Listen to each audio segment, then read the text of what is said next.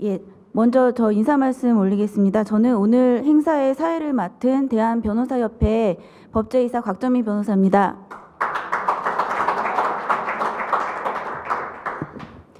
네, 먼저 국민 의례가 있겠습니다.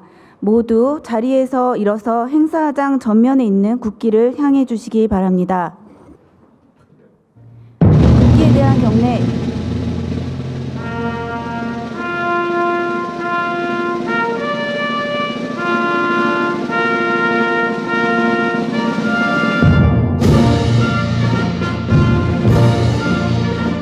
나는 자랑스러운 태극기 앞에 자유롭고 정의로운 대한민국의 무궁한 영광을 위하여 충성을 다할 것을 굳게 다짐합니다.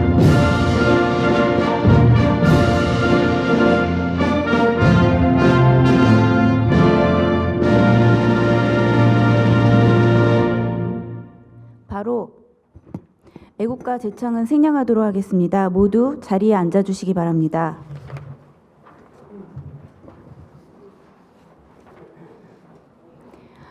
예, 다음으로 오늘 공청회를 개최하시는 분들을 소개해 올리겠습니다. 근본 공청회는 더불어민주당 금태섭 국회의원님과 대한변호사협회에서 공동 주최하였습니다. 먼저 금태섭 의원님 참석하셨습니다. 다음으로 대한변호사협회 김현 회장님 참석하셨습니다. 예, 바쁘신 와중에도 토론회에 자리해 주신 내빈 여러분께 진심으로 감사드립니다. 이에도 많은 내빈들께서 참석해 주셨지만 시간 관계상 모두 소개해 올리지 못하는 점 양해해 주시기 바랍니다. 그러면 이제 개회사 인사 말씀 순서 진행하겠습니다. 먼저 금태섭 위원님께서 개회사 및 인사 말씀을 해 주시겠습니다.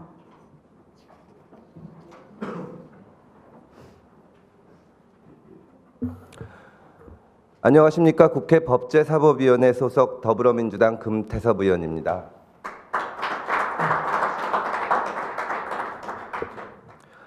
오늘 바쁘신 중에도 대한변협이 같이 주최하는 포괄적 집단소송법 제정을 위한 공청회에 와주신 모든 분들께 진심으로 감사드립니다.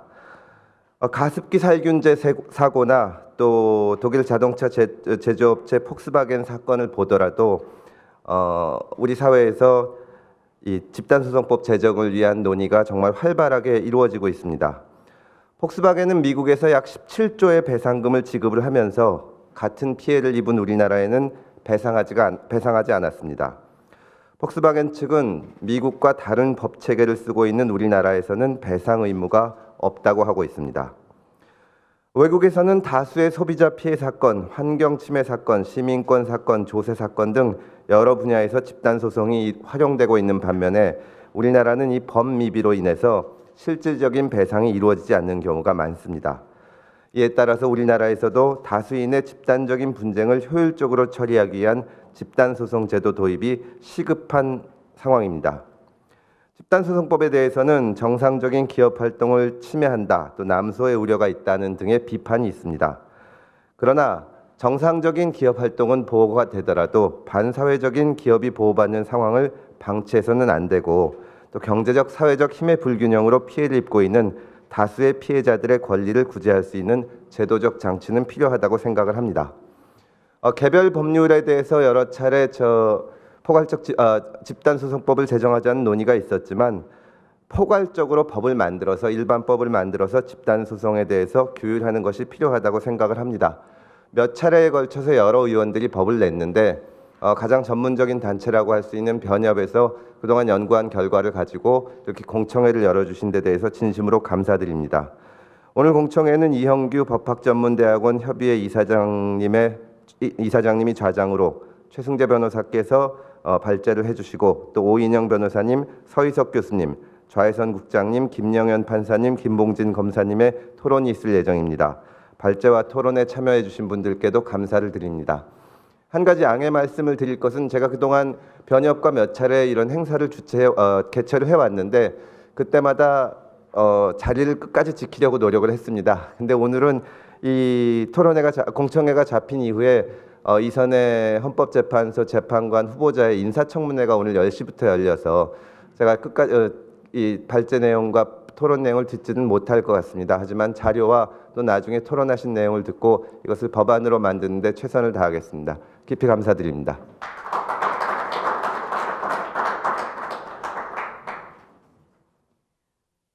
다음으로 대한변호사협회 김현 회장님 개회사 및 인사 말씀 해주시겠습니다.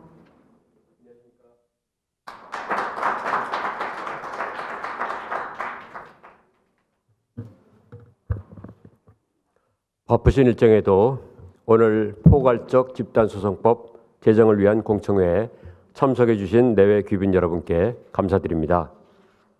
본 공청회의 공동 주최를 위해 애써주시고 항상 법제도 개선에 노력을 아끼지 않으시는 금태섭 의원님께 깊은 감사의 말씀을 드립니다. 오늘 공청회는 심도 있는 발표와 토론을 거쳐 포괄적 집단소송법 제정안을 마련하는 데 중점을 두었습니다. 옥시 살균제 사건, 폭스바겐 사건 등 소비자의 권익을 침해하는 사례가 증가하고 있습니다. 이 같은 집단적 피해 사례는 피해자가 다수이나 피해액은 소액이고 쟁점이 공통됩니다. 다수의 피해자가 공통 사안에 대해서 개별 소송을 진행할 때 소송 비용과 소송 기간을 고려하면 구제이익은 그리 크지 않습니다. 집단적 피해 사례는 현행 민소법상의 개별 소송으로 진행하기에는 부적합한 측면이 많이 있습니다. 그럼에도 불구하고 현행 법제는 증권 관련 집단소송법을 두고 있을 뿐 모든 분야에 일반적으로 적용되는 포괄적 집단소송은 아직 도입하지 않았습니다. 물론 집단소송이 남발 같은 부작용을 우려한 측면이 있습니다. 그러나 최근 집단적 피해 사례가 점차 증가하고 피해자 수도 확대되고 있어서 더 이상 제정을 미룰 수가 없습니다.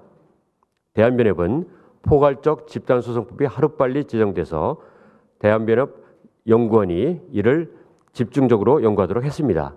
그 결과 집단적 피해 사례에 대해서 충분한 피해 구제와 소송 경제를 도모하는 포괄적 집단소송법 제정안을 마련했습니다. 오늘 여러분의 해안을 모아 시행착오를 사전에 점검하고 보완할 수 있는 뜻깊은 자리가 될 것입니다. 오늘 주제 발표를 해주신 최승재 원장님, 토론을 맡아주신 김영현 판사님, 김봉진 검사님, 오인영 변호사님, 서희석 교수님, 좌혜성 국장님께 깊이 감사드립니다. 고맙습니다.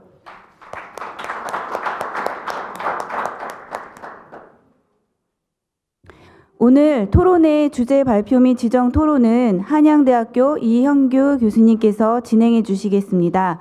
이형규 교수님은 현재 법학전문대학원 협의회 이사장을 맡고 계십니다. 교수님 부탁드립니다.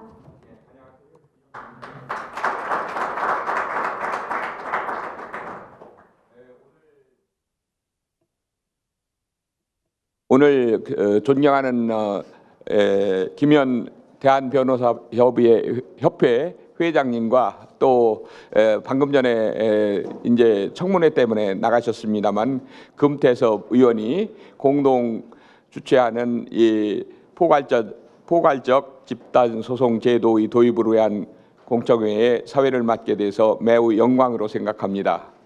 그러면은 우선 오늘 주제 발표를 하실 선생님과 그 다음에 지정 토론자를 먼저 소개하겠습니다. 오늘 포괄적 집단소송법 제정안에 대한 주요 내용을 발표해 주실 최승재 대한변호사협회 연구위원장, 법제연구위원장님을 소개합니다. 박수로 환영합니다. 그 다음에 지정 토론자를 소개하겠는데 여기 써 있는 순서입니다. 이거는 뭐 무슨 특별한 순서가 아니고 그냥 진행하는 거니까 뭐 뒤에 소개되는 분도 양해해 주시기 바랍니다. 법률사무소 해담의 오인영 변호사님 나오셨습니다. 부산대학교 법학전문대학원 서희석 교수님이십니다. 한국소비자단체협의회 좌혜선 국장님 나오셨습니다. 서울중앙지방법원 김영현 판사님 나오셨습니다. 법무부 상사법무과 김봉진 검사님 나오셨습니다.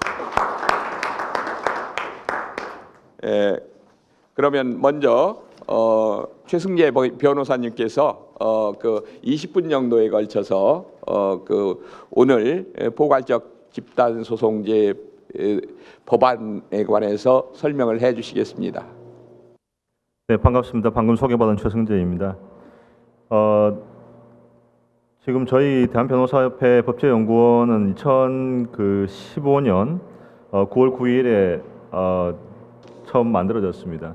그래서 지금까지 이제 여러 가지 연구들을 해오고 있는데 대외적으로 저희가 연구 성과를 공청회 형식으로 발표하는 것은 이번이 처음인 것 같습니다. 그래서 아마 저희가 뭐 하는 곳인가라고 하실 수도 있으실 텐데 기본적으로 대한변호사협회 내부에서 대한변호사협회 내부의 어떤 그 필요한 연구들을 진행하고 경우에 따라서는 오늘처럼 이와 같은 이제 연구 성과를 공유하고 법안으로 또 진행하기 위한 여러 가지 일들을 하고 있습니다.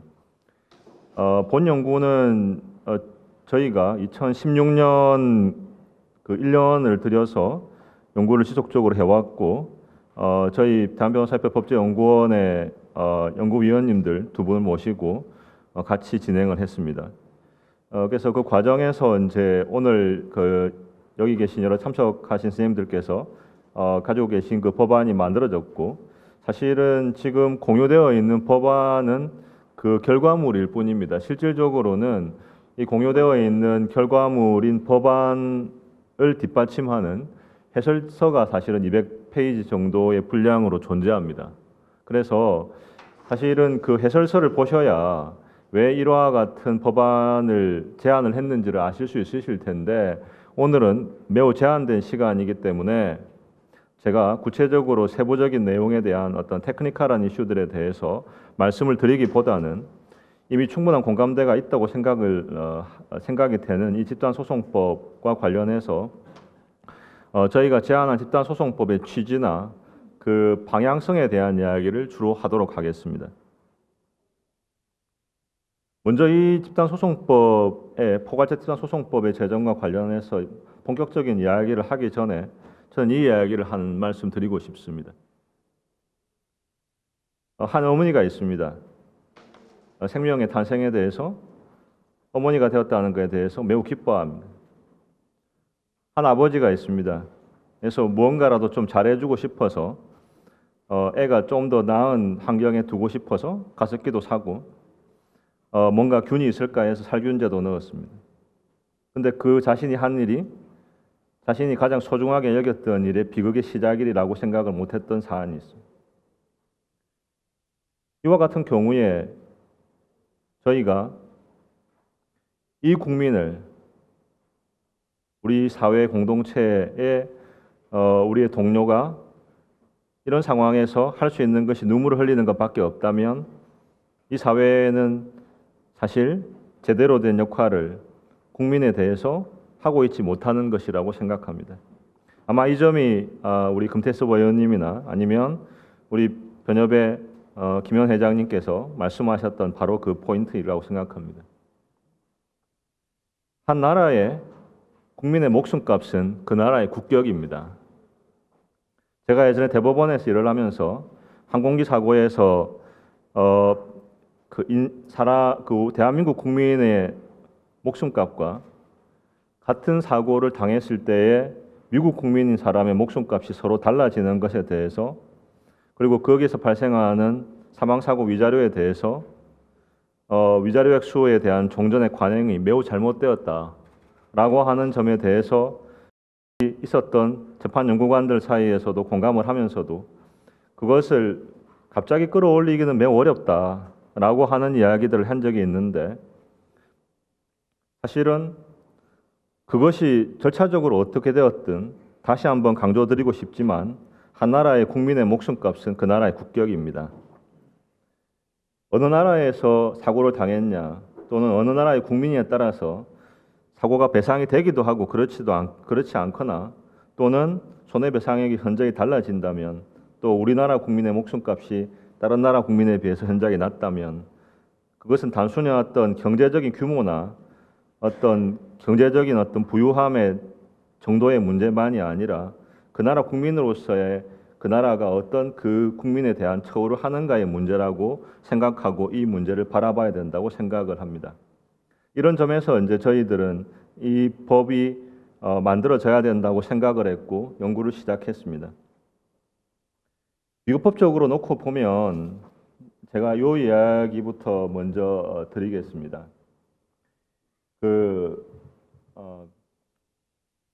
미국법적으로 놓고 보면은 전 세계에는 그 두 가지 종류의 크게 입법 예가 있는 것 같습니다. 하나는 프랑스나 일본, 브라질 등에서 한 2단계 집단 소송이고 하나는 미국식의 집단 소송입니다. 그런데 문제는 뭐냐면 왜 하필 포괄적 집단 소송이냐? 저희가 보기에는 이 연구를 하는 과정에서 사실은 다양한 생각들을 냈습니다. 그러니까 지금 바로 이 옆에 있는 이웃 나라인 일본에서 발의되는 2단계 집단 소송 방법으로 법안을 만드는 것도 생각을 했고 실제 법안도 상당히 진행시켜 봤고요. 그러나 그럼에도 불구하고 종래에 저희가 지금 발의되고 있는 다수의 입법들은 보면 증권 관련 집단 소송법을 기초로 해서 그걸 손대는 정도 수준으로 해서 계속 법안이 발의되고 있는 것 같습니다. 그러면 과연 이 틀을 그대로 가져가는 게 좋을지 아니면 2단계 집단 소송과 같은 대륙법 체계에서 논의가 되었던 어떻게 보면 단체 소송의 약간의 확장판이라고 할 수 있는 변형된 집단 소송을 하는 것이 나을지에 대한 검토를 하였었는데 뭐 저희들이 내린 결론은 사실은 그래서 1년이나 시간이 걸렸을 수도 있습니다만 증권 관련 집단 소송법을 이미 운영한 경험이 있는 우리가 지금 2014년, 2015년 정도에서 새로 도입되어서 이제 아직까지 입법의 결과물로서의 어떤 사법적 판단이나 또는 운영에 대한 경험이 매우 일천한 2단계 집단 소송을 도입해서 굳이 우리가 그 실험을 다시 해볼 필요는 없지 않겠나라는 생각을 했고요.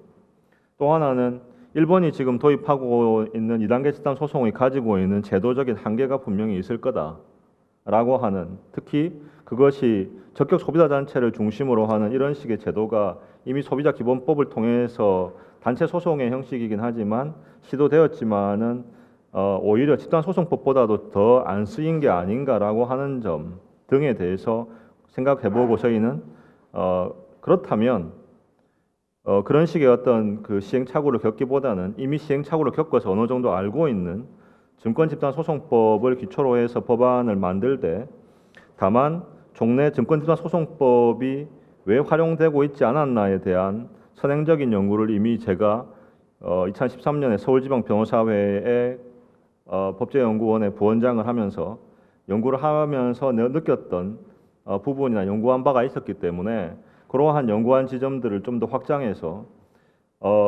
포괄적인 집단 소송법을 만들어야 되겠다라고 하는 생각을 하게 되었습니다. 그런데 왜 포괄적 집단 소송이냐?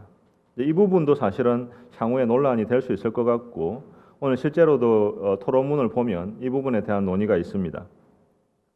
그런데 저는 단언컨대 지난 1년간의 연구를 하면서 느꼈던 것은, 그리고 확신을 가지고 있는 것은 포괄적 집단 소송이어야 한다라고 하는 것입니다.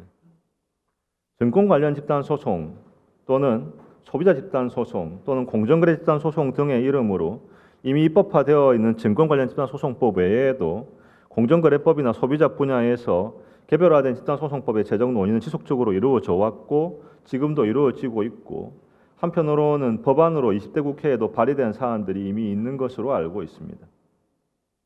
그러나 이와 같은 개별적인 법안들은 실제 예를 들어 증권 관련 집단 소송법의 예를 보더라도 심지어 그 본격적인 논의를 하기 전에 그 집단 소송의 대상이 되는지 여부에 대해서 이미 논란이 있고 아울러서 집단 소송의 대상이 되어야 한다고 판단됨에도 불구하고 그 대상이 한정되어 있기 때문에 집단 소송과 연결되어 있는 예를 들어 증권 집단 소송 같은 경우에 자본시장법 상에 있어서의 규정과의 연계성으로 인해서 집단 소송 허가가 되지 않았다가 제가 뭐 대법원에 근무하던 때이긴 합니다만 그 대법원에서 그와 같은 하급심의 결정이 잘못되었다라고 해서 허가를 하는 취지의 파기환송을 한 사건들도 있었습니다.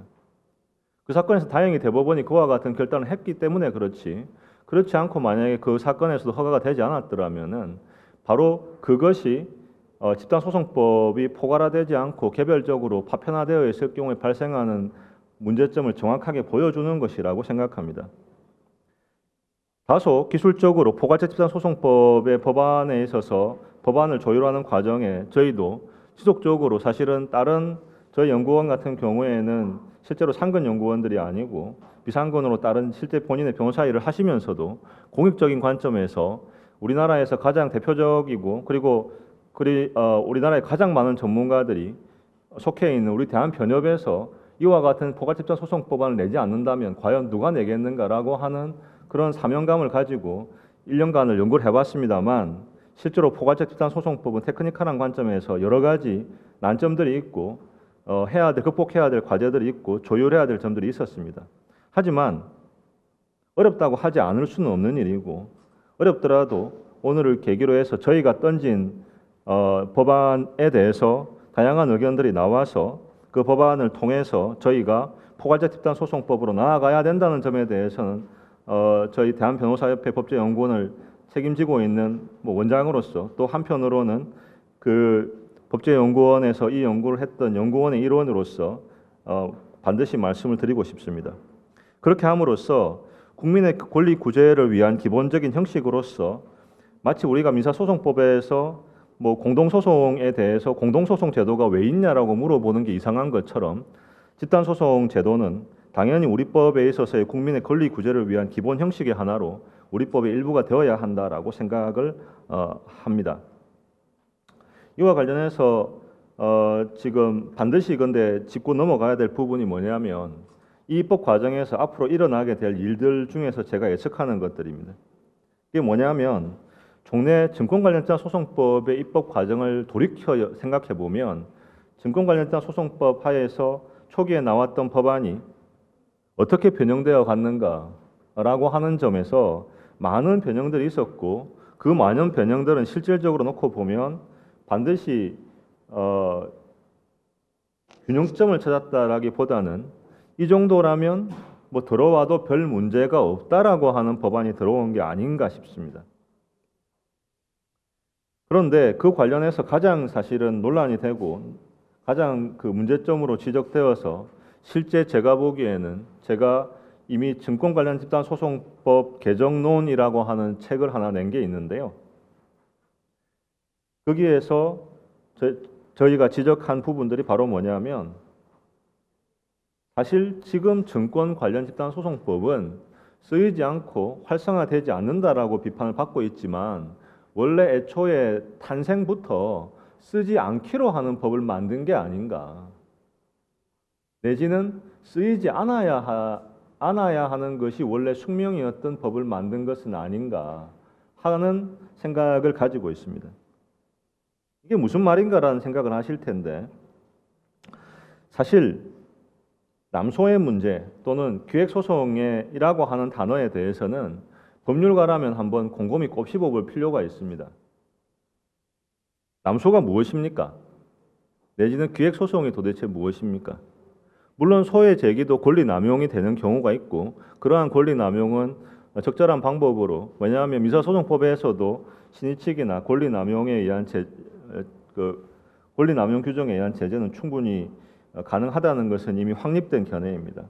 그런데 문제는 남소에 더 나아가서 기획소송이라고 하는 단어를 쓰는 것에 대해서는 매우 신중할 필요가 있습니다. 왜냐하면 사실 모든 소송은 원고에 의해서 기획된 소송입니다. 원고가 제기하지 않은 소송이 실제 어떻게 법정에 들어설 수가 있겠습니까? 원고가 결심하지 않은 소송이 법정에서 판단될 수가 있습니까? 모든 소송은 기획소송입니다. 그것을 소비자 단체에게 맡겨도 그 결론은 마찬가지입니다.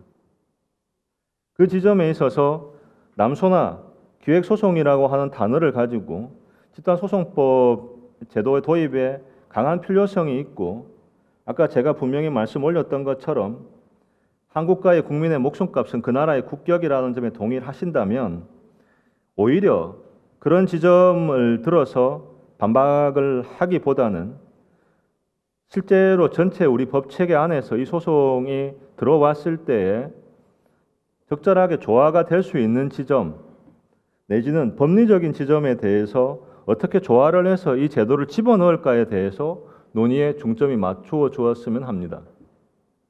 그런 불필요하거나 제가 보기에는 다소 소모적인 또는 반대를 위한 반대가 향후 입법 과정에서 이루어지면은 안 되겠다라고 하는 것이 제가 반드시 드리고 싶은 말씀입니다.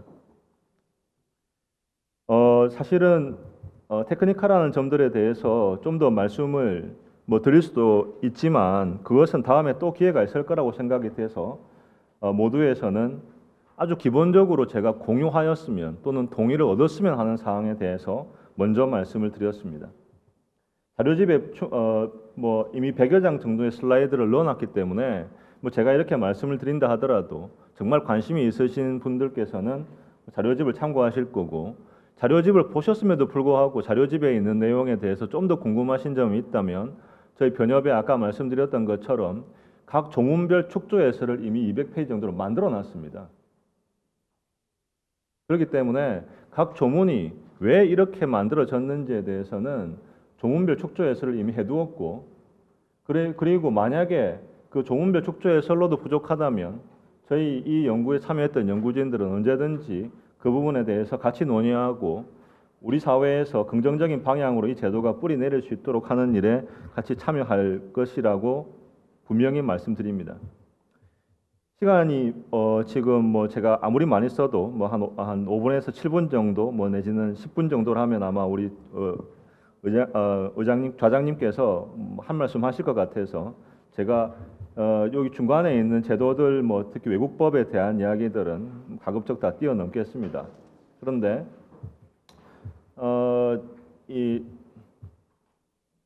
아마 이제 주로 그 관심이 많으신 제도가 아마 1번 제도일 텐데요.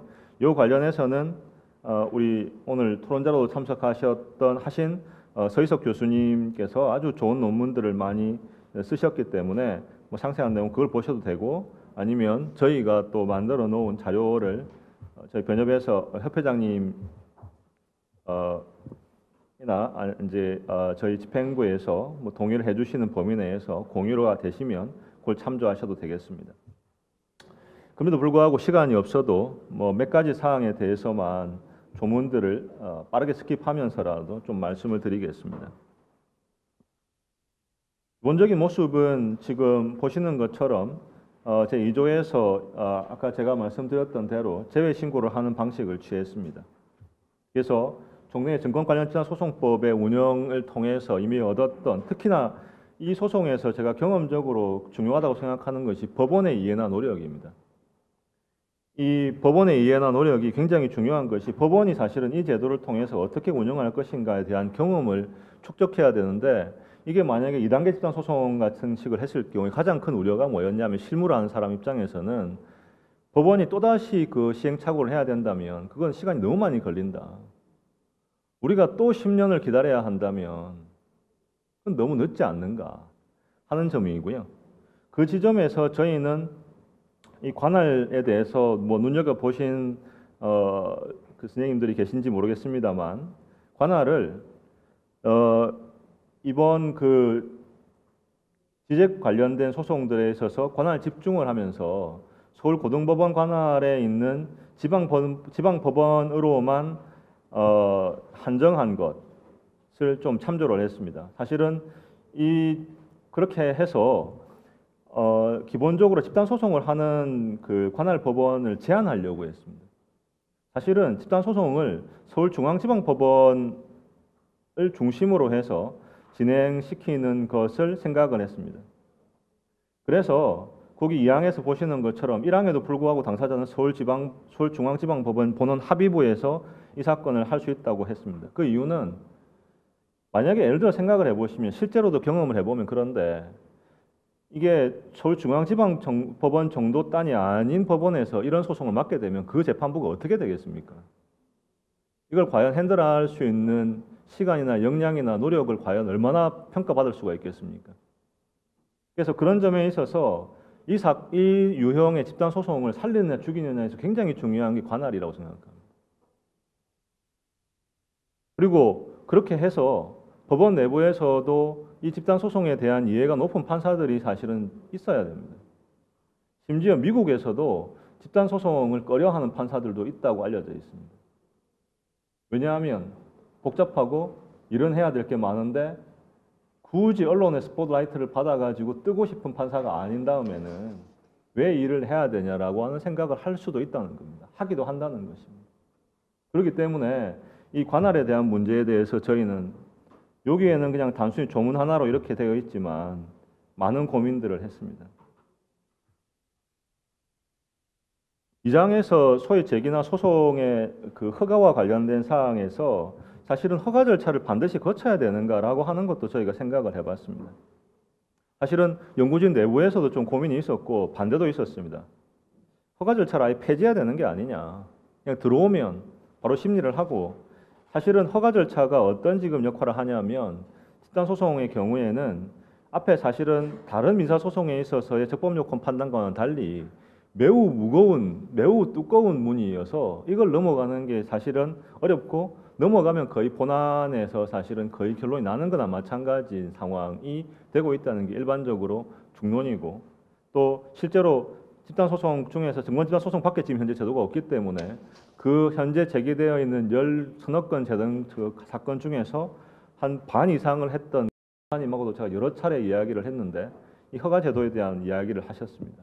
그런데 그럼에도 불구하고 저는 허가를 넣어야 된다고 생각을 했고, 그 허가를 넣어야 되는 것은 미국식 제도를 따르면 본질적으로 따라오는 귀결이다 생각을 했습니다. 허가 제도를 빼려면 오히려 일본이나 프랑스식의 제도 도입을 하는 게 맞다. 그런데 그건 지금은 아닌 것 같다.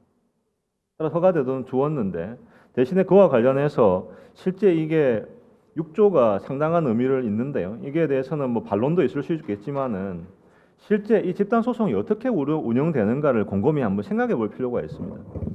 집단 소송의 핵심은 사실은 변호사에게 있습니다. 어떻게 보면 변호사에게 어떤 인센티브를 주느냐에 따라서 집단 소송은 활성화되기도 하고 죽기도 합니다.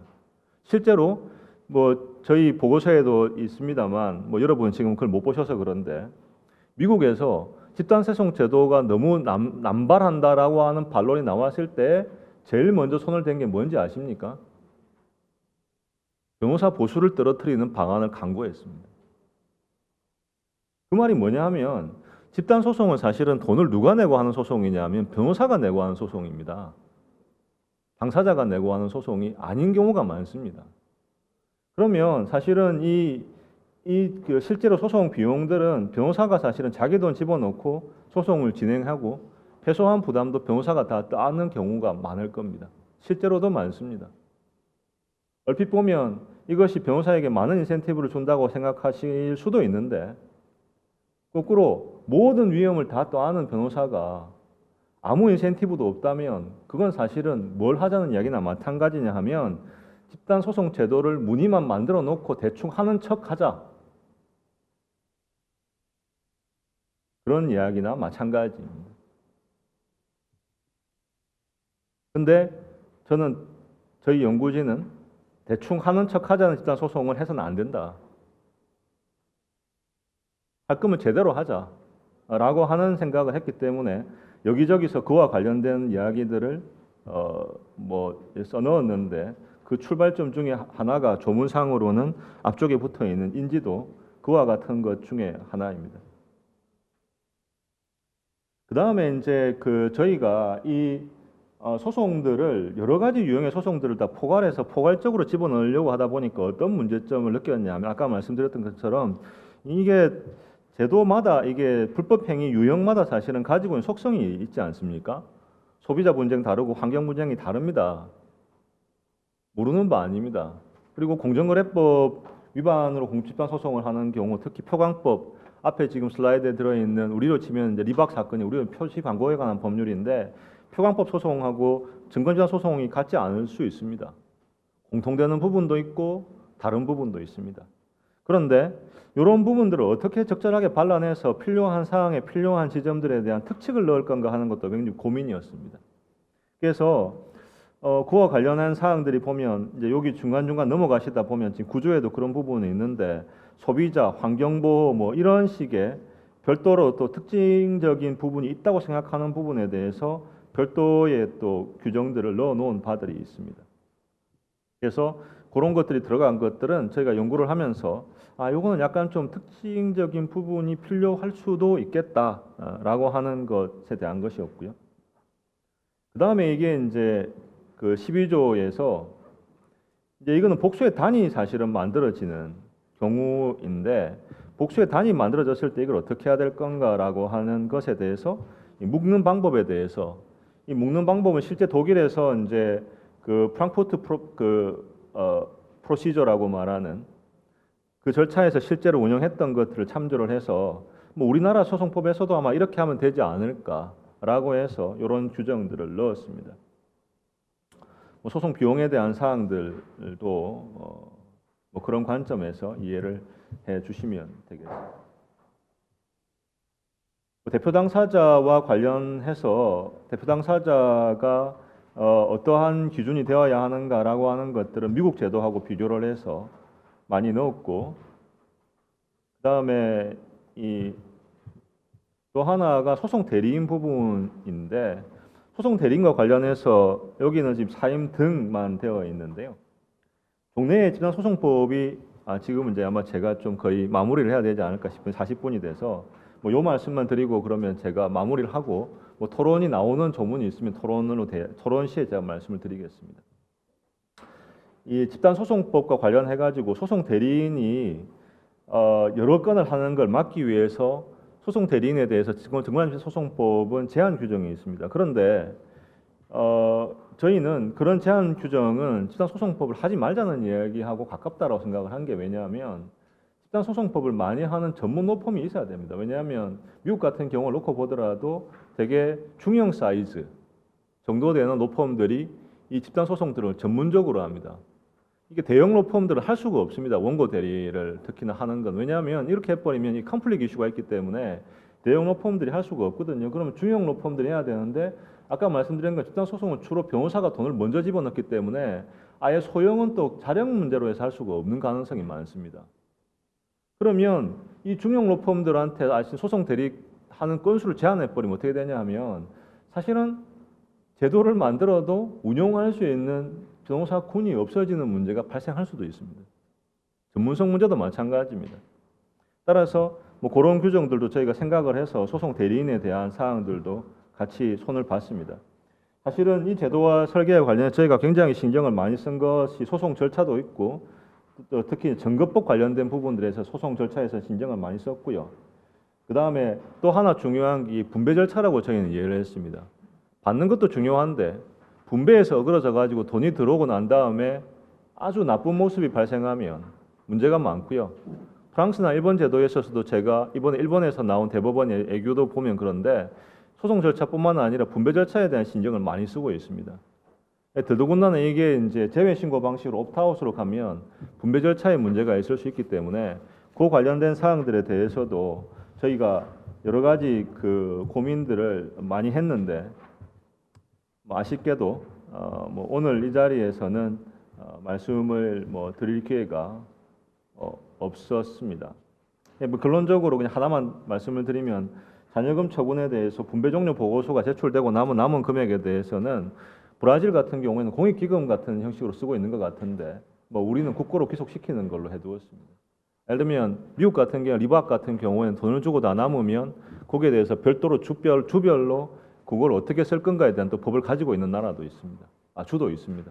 그래서 이 부분에 대해서는 뭐 여러 가지 의견이 있을 수 있는데 왜 이렇게 했는지에 대해서는 뭐 해설서를 보시면 되겠고 하여튼 이렇게 저희는 결정을 했습니다. 시간이 많지 않아서 뭐 이 정도에서 마무리를 하되 다만 분명히 이것이 제대로 논의된다면 뭐 또 뵐 기회가 있을 것이라고 생각을 하기 때문에 뭐 이 정도에서 마무리하고 저희 변협은 이 법안을 만들면서 단 하나의 생각, 우리 변호사들의 사명이 무엇인가?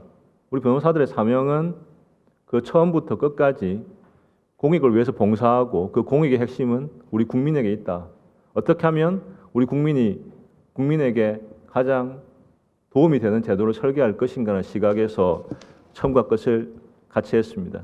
그래서 그런 점을 좀 이해해 주시고 그런 시각에서 봐주셨으면 감사하겠습니다. 이상입니다.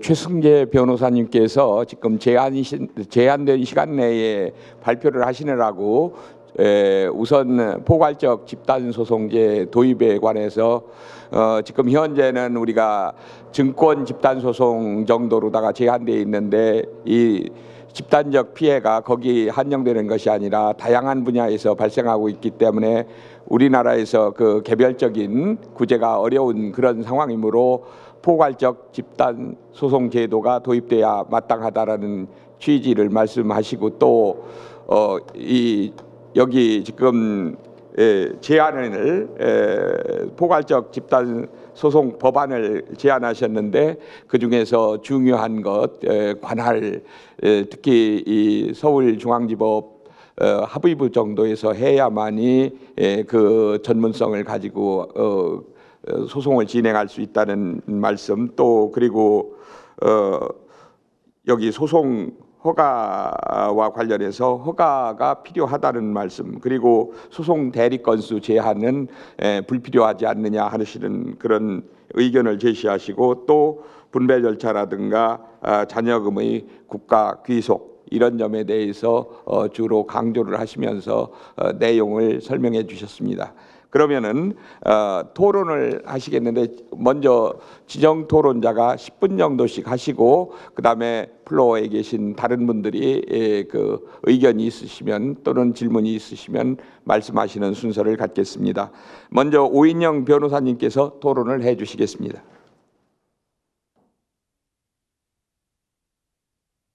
예, 거기 누르고서 쓰시면 되겠습니다. 예.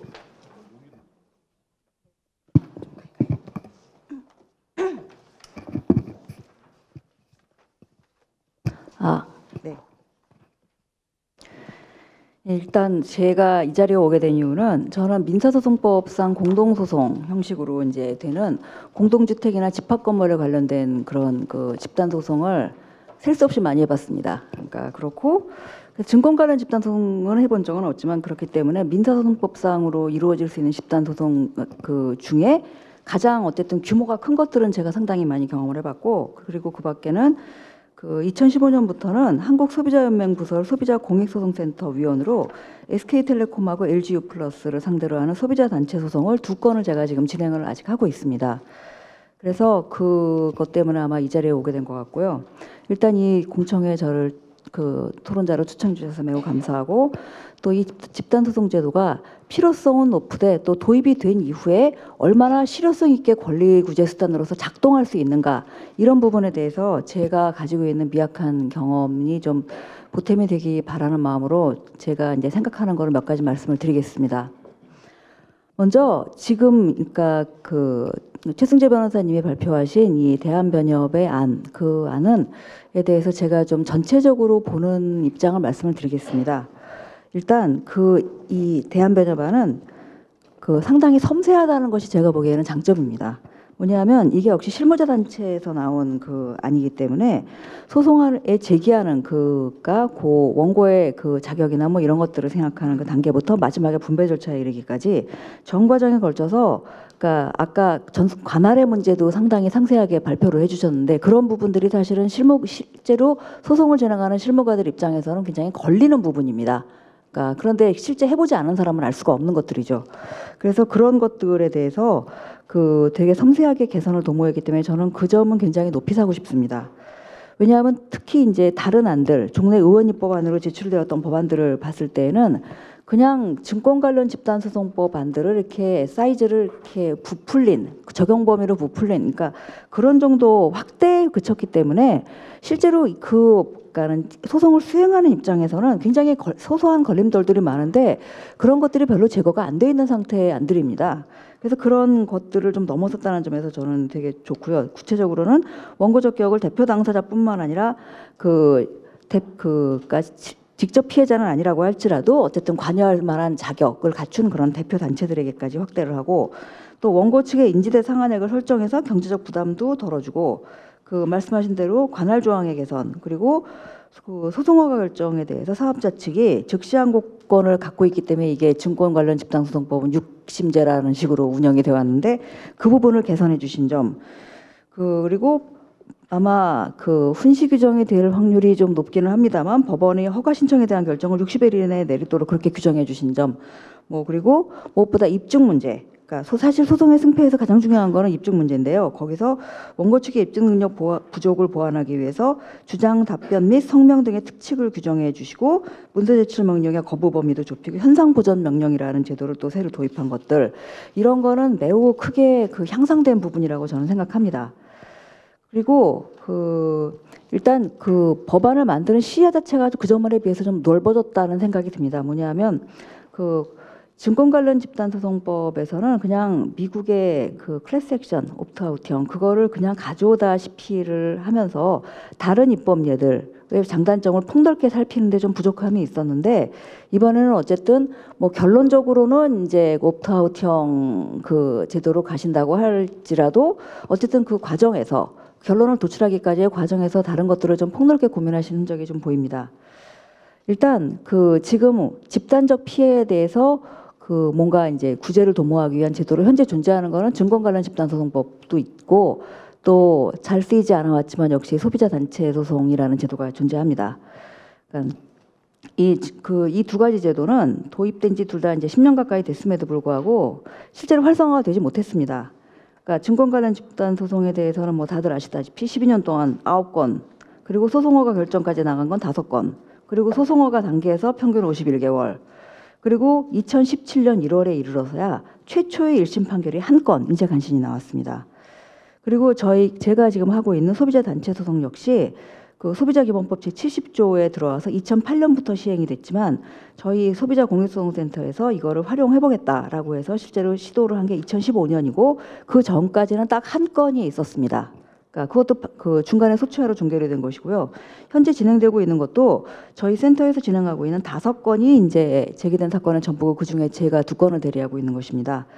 그래서 이게 집단적 피해의 구제나 예방을 신속하고 효율적으로 해보겠다라는 목적으로 어쨌든 지난 10년 전에 도입이 된 이 제도들이 두 가지가 다 도입 초기부터 활용이 되지 않고 있다라고 하는 현실은 저는 굉장히 중요하고 심각한 것이라고 생각합니다. 그래서 그 새로 이제 도입을 하고자 하는 집단 소송에 관련된 법안이 실제로 작동하는 그리고 좀 활성화되는 이런 제도를 자리 잡기 위해서는 저는 소송의 구조부터 모든 부분을 좀 근본적으로 재검토를 해야 되는데 그 기본에 놓인 것은 저는 집단적인 피해자나 소비자의 시각이라고 생각을 합니다. 그러니까 그래서 어떻게 보면 너무 중립적으로 너무 모든 그 우려들을 다 이렇게 그 절충해가는 안들이 지금 작동되지 않는 안을 만드는 그 결과를 초래했기 때문에 그냥 그 집단적 피해자 그 자체의 시각이 지금 더 강조되는 것이 저는 가장 중요한 문제라고 생각합니다. 그런 점에서 저는 또 영미법계 옵트아웃형 1단계 그 클래스 액션 모델에 또 굳이 시야를 국한할 필요가 없고 또 왜 일본, 프랑스, 그 브라질 같은 그런 대륙법계에서 그 옵트인형으로 그리고 주로 이제 옵트인형하고 2단계 모델이라는 거는 상당히 이렇게 논리적으로 연관성이 깊은 것입니다. 그런 모델들을 왜 최근에 도입하는 데들은 다 그걸로 가고 있는지 그쪽도 역시 미국의 클래스 액션에 대해서 모르지 않을 텐데도 불구하고 왜 그 길을 안 가려고 하는지 그 점에 대해서 저는 좀 깊이 다시 생각을 해봐야 된다고 봅니다. 일단 이런 것들과 관련해서 발표자께 질문 드릴 점이 한 4가지 정도 있는데요. 첫 번째로는 그 아까 뭐 상당 부분 답을 하셨긴 합니다만 그러니까 여전히 그러니까는 그 이 집단 소송들을 진행을 해야만 하는 그런 쪽 변호사의 시각에서 봤을 때에도 이 모든 종류의 집단 소송을 포괄하는 포괄적 법안, 단일 법안이라고 갖는 것이 오히려 실제 소송 수행을 쉽게 하고 활성화시키는데 최적이 아닐 수도 있다는 생각을 저는 한번 해봐야 된다고 생각합니다. 그러니까 그래서 그런 점에 대해서 저는 이제 발표자의 견해를 여쭙고 싶습니다. 그러니까 뭐냐면 좀 더 설명을 드리자면요. 그러니까 이 대한변협안 같은 경우는 정말 넓습니다. 그러니까 소송 대상도 공통의 이익을 가진 다수인에게 피해가 발생하는 경우 그래서 손해의 원인과 종류가 완전히 불문되고 있고요. 그 다음에는 청구의 주문도 뭐 손해배상만이 아니라 원상회복, 손해전복, 가해행위, 중지예방, 위법의 확인, 의무 이행 등을 구하는 것으로 가능한 모든 종류의 청구가 다 됩니다. 그러면서 또 이게 옵트아웃 방식을 취하고 있기 때문에 기판력이 이기든 지든 간에 모든 피해자들에게 다 확장이 됩니다. 근데 이제 기존에 나왔던 의원입법안들 같은 경우에는 주로 공정거래 사안이나 아니면 소비자 집단 피해 이거를 대상으로 해서 손해배상 청구 소송을 할 수 있는 그런 그러니까 법안을 만들어 보고자 했던 것이었습니다. 그래서 이번에 나온 대한변협안처럼 이거를 굉장히 확장하는 이 안 같은 경우에는 물론 이제 다양한 유형의 권리 분쟁에 이걸 다 적용을 시킬 수 있기 때문에 그만큼 또 이제 사각이 줄어든다라는 장점이 있을 수 있습니다만 양상과 전개 과정이 실제 소송 수행 과정도 완전히 다를 수밖에 없다고 보이는 그런 그 다른 분쟁을 하나의 절차 안으로 무리하게 다 이렇게 묶었을 때 거기서 생기는 혼선이라는 게 저는 무시 못하게 클 수 있다고 생각을 합니다. 예를 들어서 투자자 소송과 소비자 소송이 과연 하나의 그 방식으로 묶일 수 있는가? 그러니까 저는 그거에 대해서 좀 회의적인 점이 있습니다. 왜냐하면 그러니까는 이번에 이제 금년 1월에 1심 판결이 선고된 증권 집단 소송 같은 경우에는 특정한 ELS 상품의 만기 상환을 막고자 도이치은행이 수익률 조작을 한 위법 행위에 대해서 그 ELS 투자자들이 제기한 투자자 소송이었습니다. 피해자 숫자도 300~400명에 불과하고요. 그리고 피해자가 누구냐? 그리고 그 사람의 피해액이 각각 얼마이냐? 이런 거 같은 경우는 모든 전산 자료가 다 남아 있습니다. 그러니까 그 ELS 판매사의 자료만 다 이제 조회를 해도 그게 100% 파악이 가능합니다. 아주 손쉽게. 그리고 소송과 결정도 고지가 다 될 수 있습니다. 그러니까 그 옵트아웃형의 전제는 어쨌든 간에 중간에 빠져나오고 싶은 사람들은 제외 신고를 해서 빠져나올 수 있다는 것을 전제로 하는데요. 이런 투자자 소송의 경우에는 300~400명에 불과하고 누가 그거를 샀는지 ELS를 샀는지 다 알 수가 있기 때문에 그 사람들한테 다 그러니까 소송 고지를 해주는 거, 그러니까는 허가 결정을 고지해 주는 것도 다 개별 고지도 가능하기 때문에 그 사람들이 의사 결정을 하기도 되게 쉽습니다.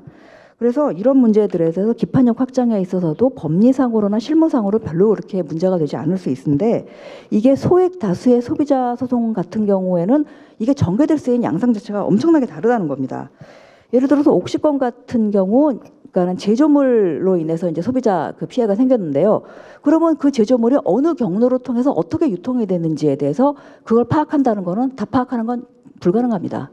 그러니까 어느 소매점에서 그러면 뭐 마트에서 나갔는지 이런 것들을 파악하는 게 불가능하고 또 피해액을 각각 산정하는 것도 피해의 각각 양상이나 정도도 다르고 또 그 문제도 굉장히 다기하기 때문에 이거를 통계적인 방법을 사용해서 어느 정도 이렇게 유형화시킨다고 해도 한계가 좀 있습니다.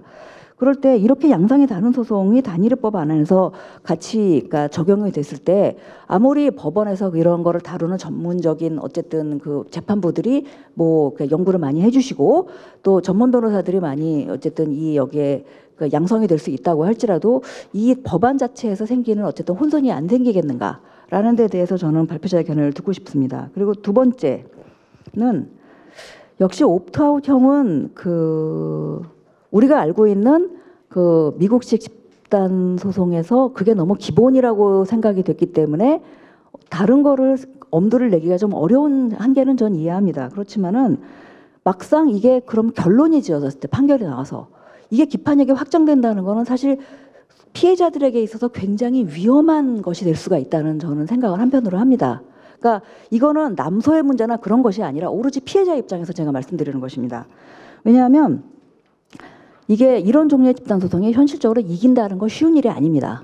그러니까 그거는 뭐 소송을 수행을 해본 사람이라면 누구나 다 인정하실 텐데요. 그렇기 때문에 이길 경우에 기판력이 확장이 돼서 이것이 보다 많은 사람들이 손쉽게 구제될 수 있는가라는 이 측면도 생각을 해야 되지만 졌을 때 어떻게 되는가라는 문제도 마찬가지 비중으로 저는 고려가 돼야 돼서 고민이 돼야지만 저는 된다고 생각을 합니다. 이거는 패배주의가 아니라 당연한 리스크를 고려하는 것입니다.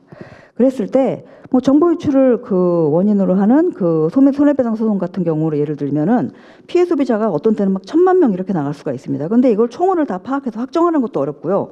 그리고 개별 고지는 당연히 불가능합니다. 그랬을 때 그러면 내가 이 피해자인지 알지도 못하는 그런 피해자가 개별 고지도 당연히 못 받으니까 그러면 이제 신문이나 이런데 일간지나 그런데 이제 뭐 공고되고 뭐 혹시 신문 기사에 좀 기사로서 실리고 이것만으로서 내가 제외 신고를 어떻게 할 수 있는가 이거를 이해하고 제외 신고를 한다라는 거 하는 거는 좀 기대하기가 어렵습니다. 그렇다고 했을 때 만일 졌다, 그러니까 패소를 따라갈 경우에는 이 사람들한테까지 모든 패소의 기판형이 확정이 되는 겁니다. 그러니까 그런 점에서 이 사람들에게 지금 다른 구제 방법을 사실 더 도모해보는 그런 방법들을 어쩌면 봉쇄하는 결과가 생길 수가 있습니다. 이게. 그래서 이것도 저는 어느 정도 좀 실제로 작동할 수 있는 제도를 만들기 위해서는 미리 제도의 도입 단계부터 고민이 돼야 되는 사항이 아닌가라고 생각합니다. 그래서 특히나 이게 미국하고 한국은 많이 다른데요. 오 변호사님 네. 죄송하지만은 이제 정리 좀 해서. 네, 알겠습니다. 매듭을 지어 네. 주시죠. 그래서 미국하고 한국하고 그 소송 문화가 다르기 때문에 우리나라에서 이게 그 패소의 문제는 좀 많이 더 고려를 해야 되기 때문에 이 옵트아웃형이라고 하는 것이 갖는 그 약점들에 대해서도 저는 좀 더 심도 깊게 이제는 고민해야 된다라고 생각을 합니다. 그리고 역시 그러면 승소할 수 있느냐가 제일 관건이기 때문에 입증 능력이 보완돼야지만 이게 승소가 가능합니다. 그러니까 항상 민사소송법상의 그 입증 책임 그 문제로 가게 되면은 결코 입증을 원고가 혼자서 다 한다고 하는 게 가능한 경우도 비록 있지만 많이 어렵습니다. 그래서 지금 이번에 새로 넣으신 그 안들에 대해서 저는 그 부분을 제일 중점적으로 봤는데요. 그러니까 이게 이 조항들이 이제 활용이 되면 굉장히 많이 개선이 될 거라고 저는 생각이 됩니다. 그러니까 그리고 여전히 이제 그런 경우에 그렇다면 이것 이외에 좀 더 적극적인, 그러니까 미국식 디스커버리를 그러니까 지금 법원에서도 한국적 디스커버리 형식을 도입하려고 하는 논의를 법원 내부적으로 하고 있다고 알고 있는데요. 그래서 변론기일 전에 피고와 원고가 같이 모여서 관련되는 자료의 목록과 공개 제출 범위를 확정할 수 있는 별도의 증거 공개 절차 이런 것들을 좀 더 이것보다 더 폭넓게 도입할 수 있는 문제 그런 가능성에 대해서는 좀 발표자가 어떻게 생각하시는지 저는 그 점을 여쭙고 싶고 마지막으로 여기에서는 이제 뭐 그동안에 나왔던 징벌적 손해배상이나 위자료 현실화 이런 데 대해서는 별로 논의가 되지 않았습니다. 이 새 법안에서는. 근데 그것도 포함시키는 그런 문제에 대해서는 어떻게 생각하시는지 저는 그런 점들을 좀 발표자의 견해를 여쭙고 싶습니다. 예, 고맙습니다. 박수. 오 변호사님은 뭐 집합 건물에 대한 공동 소송이라든가 소비자 단체 소송 등을 많이 진행하셨기 때문에 이 법안에 대한 구체적인 내용을 검토하시고 또 내용상의 문제점에 대해서 질문도 해주셨습니다. 다만 저한테 조금 전에 말씀하신 게 이 지금 포괄적 집단소송법 안은 대한변협이 만든 것이 아니라 대한변협 산하에 있는 법제연구원에서 만들었다는 점을 한번 다시 주지시켜 주셨으면 좋겠다는 그런 말씀이 있었습니다. 제가 원래는 이 답변을 들으면서 계속 하려고 했더니 토론이 길어져 가지고서 답변을 듣고 토론을 하면 시간이 안 될 것 같습니다. 그래서 계속 토론을 하도록 하겠습니다. 서희석 교수님 말씀해 주시죠. 예. 서희석 교수님은 부산대학교 법학전문대학원 교수이시고 한국소비자법학회 회장 그리고 소비자연맹의 소비자공익소송센터장을 맡고 계십니다. 예. 네, 반갑습니다. 방금 소개받은 서희석입니다. 예, 부산대에서 민법과 소비자법을 가르치고 있습니다. 오늘 귀중한 토론회 자리에 초청해 주셔서 대단히 감사합니다. 준비된 토론문을 읽어가는 방법으로 토론을 진행하겠습니다. 최근에 소비자 피해가 문제된 일련의 사건들은 우리 사회에서 집단소송법 제정의 필요성을 다시금 일깨워주는 계기가 되고 있고 최근 1, 2년 동안에 한정하더라도 적지 않은 문제 제기와 법안 제출의 노력이 있어 왔습니다. 오늘 곧 공청회도 그러한 노력의 일환이고 더욱이 대한변협 연구원이 만든 법률안을 세상에 알리는 자리라는 점에서 커다란 의의가 있다고 생각합니다. 그런 점에서 오늘 공청회는 대한변협의 집단소송법에 대한 시각을 알 수 있는 아주 소중한 기회가 되고 있습니다. 최승재 변호사님은 오늘 우리가 앞으로 제정해야 할 집단소송법의 모습에 관하여 근래 보기 드물게 많은 고민을 한 흔적이 보이는 법률안을 소개해주고 계십니다. 가령 증권 관련 집단소송법과 새로운 집단소송법의 관계에 관하여 증권 관련 집단소송법을 폐지하고 새롭게 제안하는 포괄적인 집단소송법으로 대체하자는 파격적이면서도 적절한 제안을 하고 계시고 있고 또한 입증 책임의 문제를 보완하기 위하여 기존의 문서 제출 명령 제도를 개선하자는 제안이나 증거법 관련 유익한 제안을 하고 계십니다. 무엇보다 일본과 프랑스에서 최근에 도입된 이른바 소비자 단체형의 2단계 집단소송 제도를 참고하여 기존의 대표 당사자 외에 소비자 단체 등에게도 대표 당사자 소송을 제기할 수 있는 소권을 부여하는 새로운 제도를 제안하고 계십니다. 이러한 제안들은 기존에 국회에 제출되었거나 현재 제출되어 있는 수십여 건의 법률안과 비교해 볼 때 내용적으로 진일보한 것일 뿐만 아니라 미국식 제도 모델의 틀을 깨는 새로운 시도를 하였다는 점에서 지난 수년간 집단소송법을 연구하면서 미국식 제도 모델의 문제점에 천착해온 토론자로서는 개인적으로 대단히 반가운 일이 아닐 수 없습니다. 또한 무엇보다 이번에 새롭게 대한변협회 회장으로 취임하신 김현 변호사님께서는 징벌적 손해배상 제도의 도입에 적극적으로 노력을 기울이시는 등 소비자 보호에 남다른 의식이 있으신 분이기 때문에 그런 대한변협회 집행부 하에서 만든 법률안이라는 점에서 기대가 더욱 큽니다. 그러나 한편으로는 소비자 법학자의 입장에서 볼 때 대한변협안이라고 지칭하겠습니다. 대한변협안이 과연 미국식 제도 모델의 문제점을 극복할 수 있는 정도의 참신한 제도 내용을 담고 있는지에 대해서는 보내주신 자료와 발표 내용만으로는 판단이 조금 어렵습니다. 대한변협안은 증권 관련 집단소송법을 큰 틀에서 유지하고 있고 잘 아시는 것처럼 이 법은 미국의 대표 당사자형 제도 모델을 거의 그대로 받아들여 입법이 된 것입니다. 저는 앞으로 우리가 지향하여야 할 집단소송법의 제정 방향이라는 관점에서 발제자에게 3가지 질문을 드려보겠습니다. 첫째, 소송의 장기화의 문제입니다. 잘 아시는 것처럼 증권 관련 집단소송법이 시행된 지 12년이 지났지만 소송 제기 건수는 현재 9건입니다.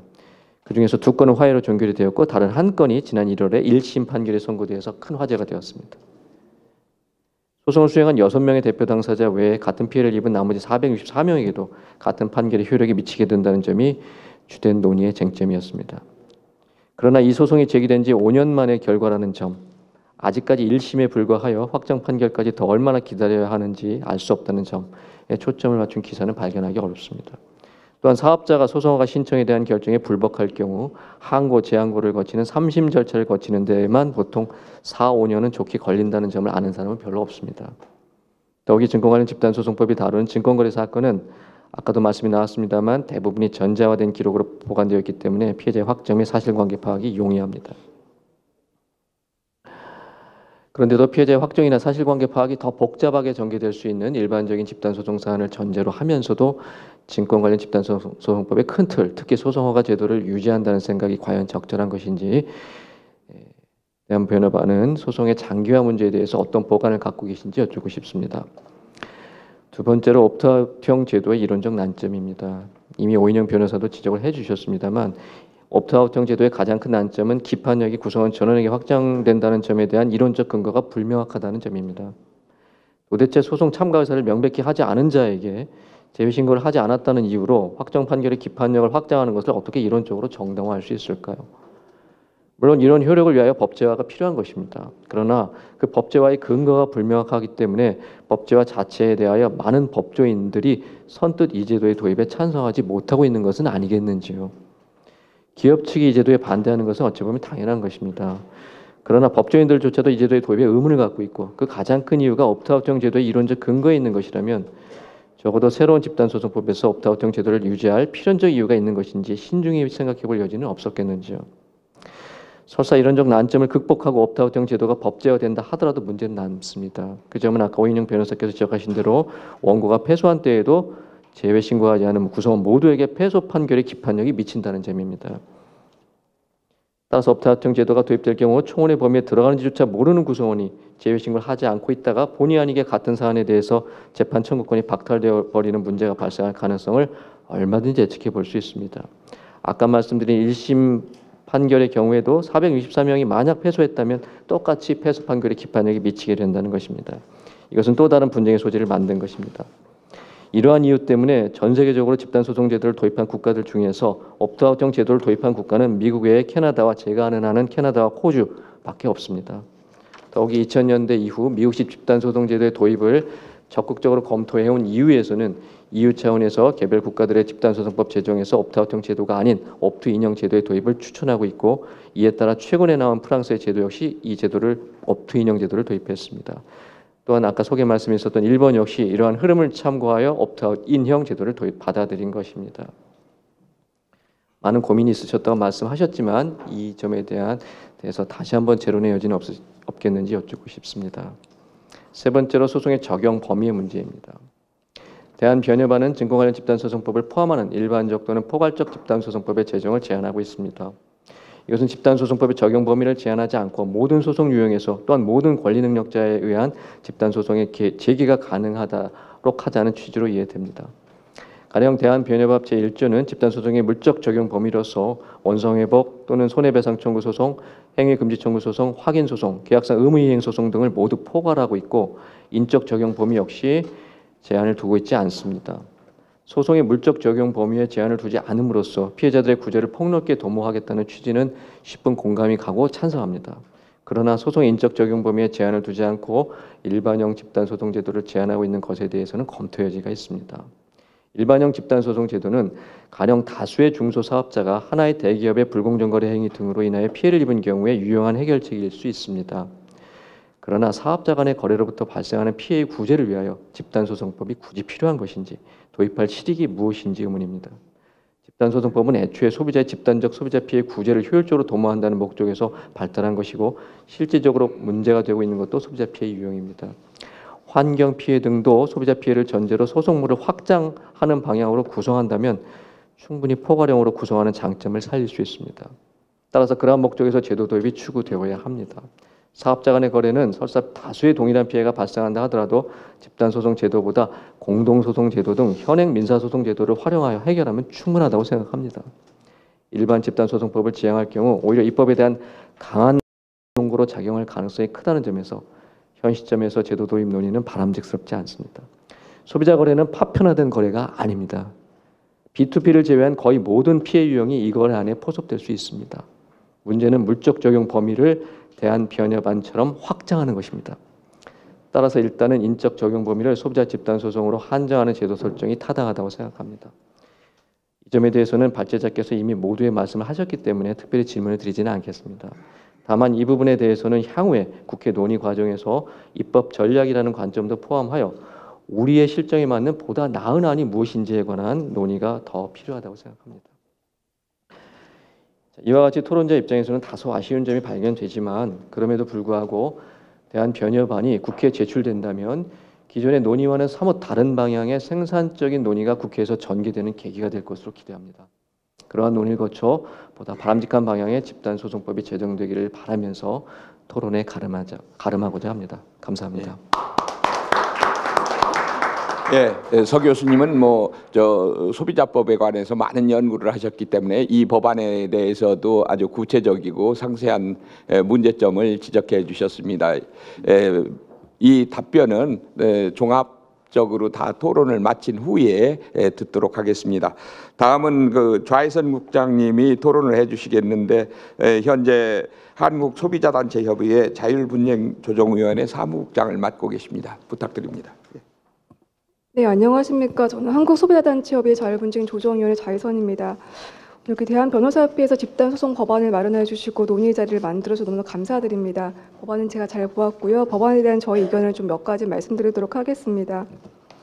그 대한변호사의 법안 보시면 13조에 법원이 허가를 요구하면서도 그 법원이 소송 허가 결정에 대한 즉시 항고권은 배제했습니다. 앞에서 많은 분들이 말씀해 주신 것처럼 2005년 증권 관련 집단소송법이 시행된 지 12년 만에 첫 본안 판결이 나왔습니다.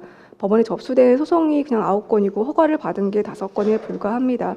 그런데 이번 법안에서는 이러한 문제점을 좀 제거한 것 같습니다. 소송을 신속하게 진행하여서 실효성을 거두고자 하는 법 제정권자의 의지라고 판단이 됩니다. 두 번째로는 대한변호사협회 그 집단소송법안 제31조에서 문서제출 명령 제도를 정하고 있는데요. 사항에 의하면은 제출 명령을 받고도 제출하지 않을 경우에는 그 상대방이 문서에 관한 주장을 진실한 것으로 인정할 수 있다라고 하셨습니다. 집단소송, 특히 소비자 관련 집단소송 관련해서는 극단적으로 기업에게 증거가 편제되어 있었기 때문에 문서 제출이 필수적인 경우에도 명령에 따르지 아니하면 그때 그 불이익이 경미할 경우에는 실현되기 어려운 좀 문제점이 있다라고 봅니다. 그래서 저희 같은 경우에는 정보 제출 명령 제도를 도입하는 것이 필요하다라고 봅니다.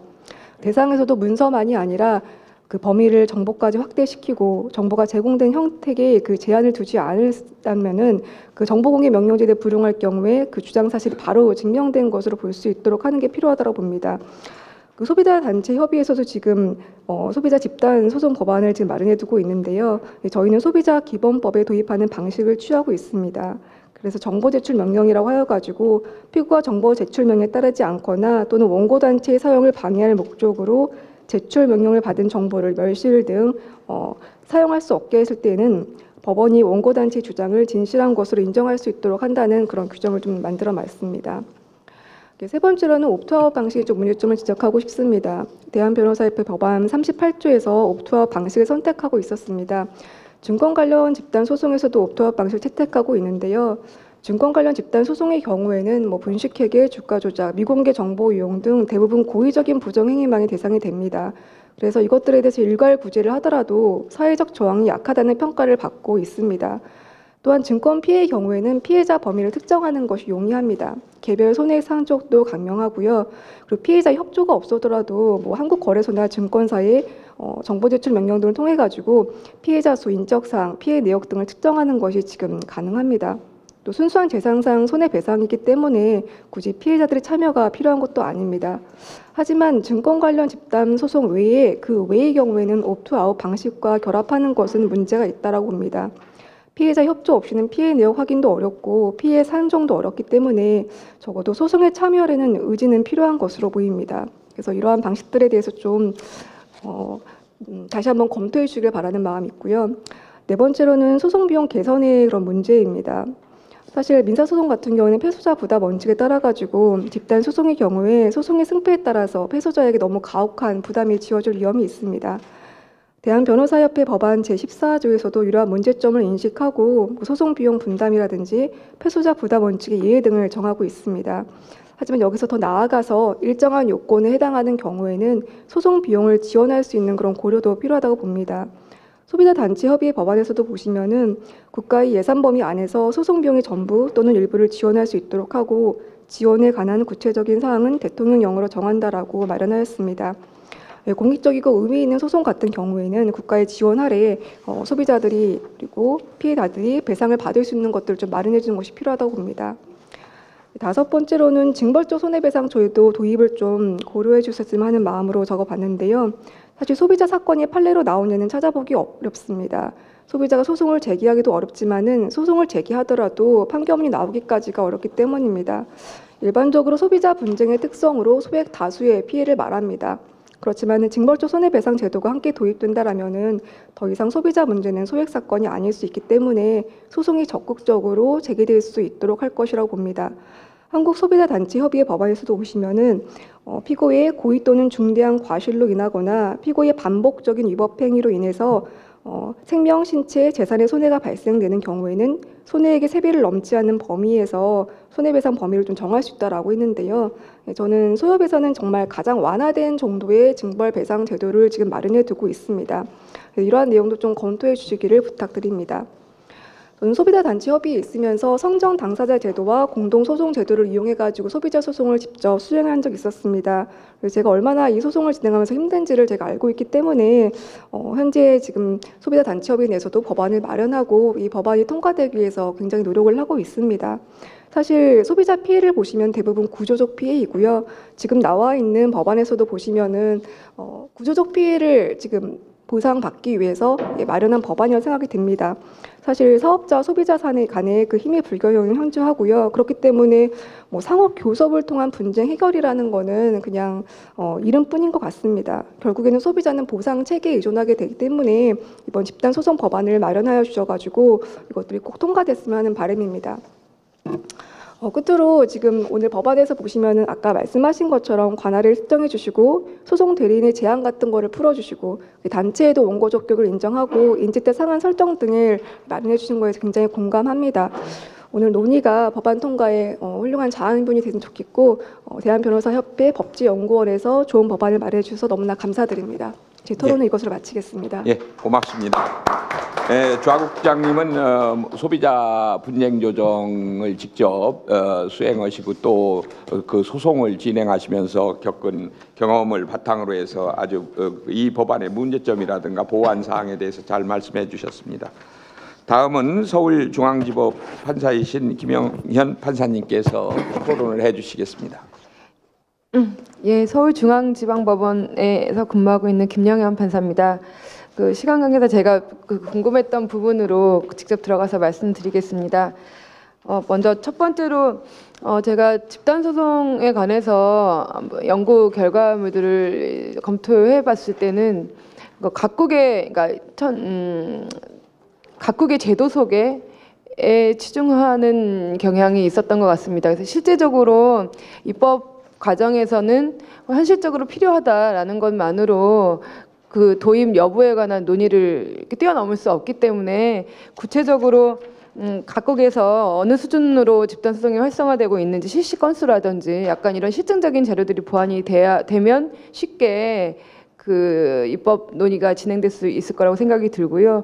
특히 이제 제가 지정 토론문 2페이지에 적어 두었는데요. 실제로 소비자 등 대규모 피해자를 위한 배상이 이 제도 도입으로써 실질적으로 효율적으로 이루어지고 있는지, 또 이게 법원과 각 기업과 소비자가 실제 소송을 하는데 별 어려움이 없는지, 현재 개선해야 될 것으로 논의되고 있는 점은 무엇인지에 관한 좀 보다 실증적인 자료가 뒷받침되어야만 이 도입 여부를 둘러싼 논의를 벗어나서 실제적으로 각 개별 조항들에 대한 검토로 넘어갈 수 있을 것이라는 생각이 듭니다.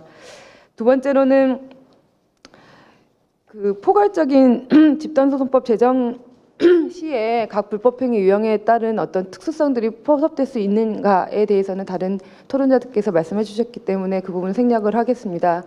그리고 문서 제출 명령과 증거 보존에 관해서 말씀을 여러분들이 해주셨는데요. 사실 저희 법원에서도 그 증권 관련 집단소송법이라든지 제조물 책임법이 사실 많이 다루어지지는 않고 있는데요. 그 원인은 사실 현실적으로 증거자를 확보하기 어렵다는 그런 한계가 있기 때문입니다. 근데 사실 문서 제출 명령은 한 조문으로 이렇게 지금 민사소송법에 있는 조문을 많이 뛰어넘을 수는 없기 때문에 저희 법원에서도 지난 국회 때 10개 조문이 넘는 정도로 아주 굉장히 정비를 많이 한 그 법안을 발의한 바가 있는데요. 실제로 논의는 되지는 못했지만 그런데 문서제출 명령에 관한 결정에 대해서 뭐 항고, 재항고, 대법원까지 갔다 다시 돌아와야 된다든지 이런 조문들은 많이 개선이 돼야 되고, 사실 어떤 자료를 갖고 있는지를 모르기 때문에 특정할 수도 없는 상황인데 기업 입장에서는 기업의 비밀, 경쟁 관계에 있는 그 자료가 노출될 수 있기 때문에 현실적으로 꺼려하는 측면이 있는데 그 부분을 법원이 무시할 수는 없기 때문에 비밀 심리 절차의 도입이라든지 여러 가지 제도적인 보완이 필요합니다. 그래서 문서제출 명령 제도의 보완에 관해서 조금 더 논의가 돼야 될 것 같고요. 또 증거 보존과 관련해서는 이게 이제 조문 자체는 한 조문은 굉장히 쉽게 해석될 수 있는데, 그러면 소제기 전에 급박하게 취득해 놔야 되는 자료가 있을 때는 어떻게 할 것이냐는 한 조문으로 해결하기는 굉장히 어렵습니다. 그래서 이것도 지난 국회 때 법원에서 좀 발의한 안들이 있는데요. 그런 부분에 대한 논의도 거쳐서 증거 조사에 관한 어떤 메리트가 주어지지 않으면 현실적으로 제도 도입만으로 활성화돼서 지금 우리가 지향하고 있는 입법 목적을 달성하기는 어렵다는 점을 조금 더 생각하셔서 검토가 진행됐으면 좋겠습니다. 이상입니다. 김영현 판사님께서는 뭐 판사 직무 수행 중에서도 많이 경험하시고 한 것을 바탕으로 해서 소송 수행상의 문제점이라든가 보완책에 대해서, 법안의 보완책에 대해서 말씀해 주셨습니다. 다음은 김봉진 검사님께서 토론을 해주시겠습니다. 김봉진 검사님은 법무부 상사법무과 검사로 재직하고 계십니다. 예, 안녕하십니까. 법무부 상사법무과에서 근무하는 김봉진 검사입니다. 사전에 미리 토론문을 준비하지 못했는데요. 이 부분 송구스럽게 생각하고 간단하게, 시간도 이렇게 많이 지나고 해서 간단하게 몇 가지 말씀만 드리도록 하겠습니다. 먼저 이렇게 국회 20대 국회 들어서 처음, 제가 기억하기로는 처음 진행되는 이제 포괄적 집단소송법 제정 관련 토론인 것 같습니다. 참석하게 돼서 굉장히 뜻깊게 생각을 하고요. 그리고 뭐 대한변협과 또 금태섭 의원실에서 이렇게 많은 준비해 주셔서 이런 장이 열리게 된 것 자체가 굉장히 큰 기회라고 생각합니다. 사실 20대 국회는 지금 여러 의원님들께서 이 법안을 많이 발의해 두신 상태고, 또 다른 법사위가 이외에 다른 위원회에서도 여러 관련 법안들이 발의되는 걸로 알고 있는데요. 오늘 이 공청회를 통해서 더 심도 있는 논의가 이루어지면 정말 소기의 성과가 있지 않을까, 그런 생각이 듭니다. 오늘 법제연구원 원장님이신 최승재 변호사님께서는 이 제조물 책임법과 관련된 부분에 있어서, 제조물 책임과 관련된 부분에 있어서 많은 소비자들 피해가 있는데 구제가 원활하지 못하고 그에 대한 해결책으로서 여러 나라의 입법례를 말씀해 주시면서 미국과 유사한 형태의 그 집단소송 제도가 도입되면 좋을 것 같다라는 취지의 말씀을 해주시고 법안을 정리해서 주신 것 같습니다. 제가 오늘 토론자로서 드리는 말씀은 법무부의 공식적인 입장은 아니고요. 법률가로서 검사 개인의 의견임을 미리 말씀드리고자 합니다. 사실 옵트아웃 방식은 다 잘 아시겠지만 소송을 직접 제기하지 않아도 제외 신청을 따로 하지 않으면 그 기판력이 미치기 때문에 불특정 다수의 소비자들에게 굉장히 그 권익보호를 위해서 선호되고 있고 또 여러 장점이 있다고 평가되고 있습니다. 그리고 아무래도 이제 그 소송 피해 액수가 크다 보니까 결국에는 그 전 단계에서 소송이 판결로 종료되기 전에도 합의로 또는 화해로 소송이 조기에 종결될 수 있다. 그렇기 때문에 그게 큰 장점이다라는 의견들도 있습니다. 하지만 이런 여러 가지 장점들이 있음에도 불구하고 많은 분들 지금 말씀해 주셨지만 또 몇 가지 고려해야 할 사항이 있다. 그런 부분들 좀 유념해야 된다라는 의견들도 많이 있으신 걸로 알고 있습니다. 특히 앞에서 이제 변호사님과 교수님들 말씀 주셨지만 피해자의 재판 청구권이 침해될 우려가 있다라는 부분이 가장 크게 대두되고 있는 의견인 것 같습니다. 이 소송을 패소했을 때 과연 그러면 그걸 몰랐던 사람은 어떻게 할 것인지에 대한 구체적인 좀 해결 방안이 모색돼야 될 필요성이 있을 것 같습니다. 또 현재 우리나라 민사소송법은 이제 처분권주의와 이제 기판력 원칙, 큰 틀의 두 가지 원칙으로 하고 그 시스템이 구축돼 있는데 이 집단소송 제도 자체는 그 우리나라의 현재 민사소송법 체계랑은 좀 부합하지 않는 부분이 있는 거 아니냐라는 의견도 있어서 그 부분에 대한 또 경청의 필요성도 있을 것 같습니다. 그리고 또 이게 투자자 소송과 달리 소비자 소송이기 때문에 이제 전체적으로 확대를 한다면 이 소비자 소송인 경우에는 당초 취지와는 달리 그 쟁점이 너무 다양하고 브로드하기 때문에 그 부분에 대한 심리 기일이 굉장히 장기화될 수 있다. 그런 부분에 대한 고려가 좀 법안에 반영됐으면 좋겠다라는 의견도 있습니다. 그리고 또 앞에서 말씀 주셨지만 선정 당사자 제도는 이제 기본 공동소송 제도가 우리나라에 운영되고 있는데 지금 현재 상태로는 좀 부족한 부분이 있을 수 있습니다. 다만 이제 IT 기술이나 이런 것들이 발달하고 있기 때문에 여러 당사자들의 의견을 모으는 게 예전보다는 좀 쉬워진 상황이고 그렇다면 선정 당사자 제도를 좀 개선하는 건 어떠냐 그런 주장도 사실 있습니다. 사실 그 옵트아웃 방식 제도가 굉장히 어떤 같은 동일한 공통적인 쟁점을 가진 여러 피해자들, 소비자들을 한 번에 묶어서 이제 한 번에 쉽게 효율적으로 해결할 수 있는 장점이 있는 건 사실이지만 이제 우리나라 기존 현행법 시스템이나 또 아까 여러 번 말씀하신 것처럼 기판력의 침해 문제 이 부분이 법 논리적으로 어느 정도 보완이 돼야 될 필요성이 있다는 의견도 상당히 강하기 때문에 이런 어떤 제도의 장단점이나 이 각계의 의견을 좀 충분히 더 수렴을 해서 종합적으로 고려해서 도입 여부를 검토해야 되지 않을까 그렇게 생각하고 있습니다. 이상입니다. 감사합니다. 네. 예, 김몽진 검사님께서도 그 법안상의 보완해야 될 점, 법안상 보완해야 될 점에 대해서 잘 말씀해 주셨습니다. 그러면은 우선 플로어의 질문을 듣기 전에 그 질문을 받기 전에 최승재 발표자께서 좀 너무 시간을 많이 끌지 말고 간단하게 좀 답변을 해주시면 고맙겠습니다. 예, 간단하게 하기 위해서 그러지 않아도 그냥 다 요약적으로 압축을 해서 4가지 정도로 답변을 드리겠습니다. 한 분 한 분 제가 토론자께 말씀을 못 드린 점은 송구하고 아까 말씀하셨던 것처럼 개인적으로 이거는 어디까지나 변협의 공식적인 입장은 아니라는 점은 다 알고 계시는 것 같습니다. 첫 번째로 징벌배상 규정의 도입과 관련된 논의가 2번 있었던 것 같은데 징벌배상은 사실은 이 집단소송이라고 하는 것은 절차법적인 형식이고 징벌배상은 그 절차법적 형식에 얹어 있는 손해배상의 범위에 대한 실체법적인 이야기라서 제 개인적인 생각으로는 구별하는 게 맞지 않나 싶습니다. 물론 넣는 것이 불가능하진 않겠지만 절차법 안에도 그런데 이렇게 되면은 사실은 너무 무거워지지 않을까. 그러면 결국은 징벌배상도 어렵고 집단소송도 어려운데 이거를 넣어가지고 둘 같이 하자는 거는 제가 보기에는 둘 다 하지 말자는 이야기는 혹시 아닐까. 그런 생각이 듭니다. 그래서 미국 FRCP도 마찬가지지만 이것까지는 프로시저럴 룰이고 집단소송은 징벌배상의 도입은 별도로 하는 게 어떨까라고 하는 그냥 제 생각을 말씀드립니다. 2번째, 증거법적인 문제에 대한 부분입니다. 지금 증거법적인 고민은 아까도 제가 말씀드렸던 것처럼 가장 많은 고민을 했던 것 중에 하나고 그래도 그 점에 대해서 고민했다는 점에 대해서 어쨌든 이 말씀을 주시니까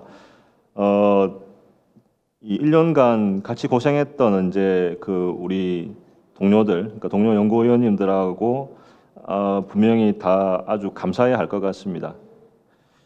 그런데 지금 말씀하셨던 예를 들면 이제 완전히 디스커버리 같은 경우에도 저희가 이제 연구를 해보니까 사실은 하드 디스커버리라고 불리는 미국식 디스커버리하고 소프트 디스커버리라고 불리는 일본식 디스커버리, 그 다음에 그 가운데에 있는 읍슨 개혁을 했던 영국식 디스커버리 이런 식으로 각국의 디스커버리 제도는 조금 좀 다릅니다. 다른데 이 완벽한 디스커버리를 도입하는 것은 이건 사실은 제가 보기에 집단소송법 안에만 들어오기에는 좀 부담이 있지 않나 싶은 생각이 들어서 지금 정도의 이제 안을 말씀을 드렸고, 사실은 그 부분에 대해서 좀 더 나아가는 부분에 대해서는 얼마든지 좀 더 논의하는 거에 대해서는 아무런 이견은 없는데 하여튼 그런 고민을 했다라는 정도 말씀을 드리고요. 그다음에 증권 관련 소송법에 있어서는 상대적으로 투자자 소송은 용이하다고 하셨는데요. 사실은 실제 소송을 해보시면 아시겠지만 용이하다 안 하다는 사실은 소비자 소송과 관계, 재정물 책임 소송과 관계에서도 정도의 문제입니다. 사실은 사람을 당사자가 많이 들어있다는 자체가 이미 번잡한 일이고 매우 어려운 일인데 그 자체에 있어서 청구 원인의 공통 자체도 사실은 찾아내기 어려운 부분이 더 투자 소송과 그렇지 않은 소송들이 달라진다는 것은 다 맞지만 실제로는 사실은 그것이 정도의 문제고 상대적이라는 점은 아마 또 우리 이 변호사님이나 실제 해보신 분들은 다 아마 또 알고는 계실 겁니다. 그래서 이 증거법적인 문제에 대해서는 좀 더 한번 고민을 해보되 하여튼 그런 부분들 은 이제 어떻게 좀 더 증거를 보완을 할지에 대해서 같이 생각을 해보았으면 좋겠습니다.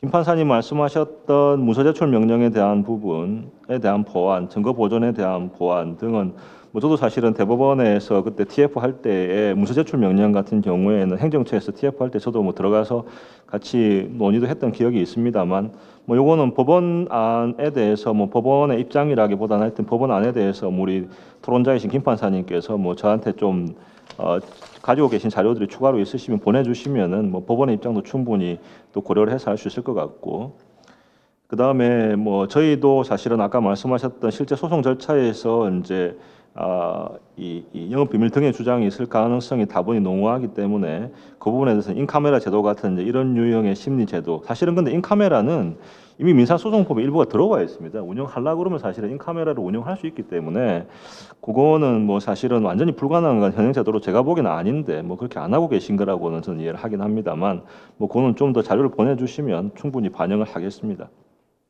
세 번째,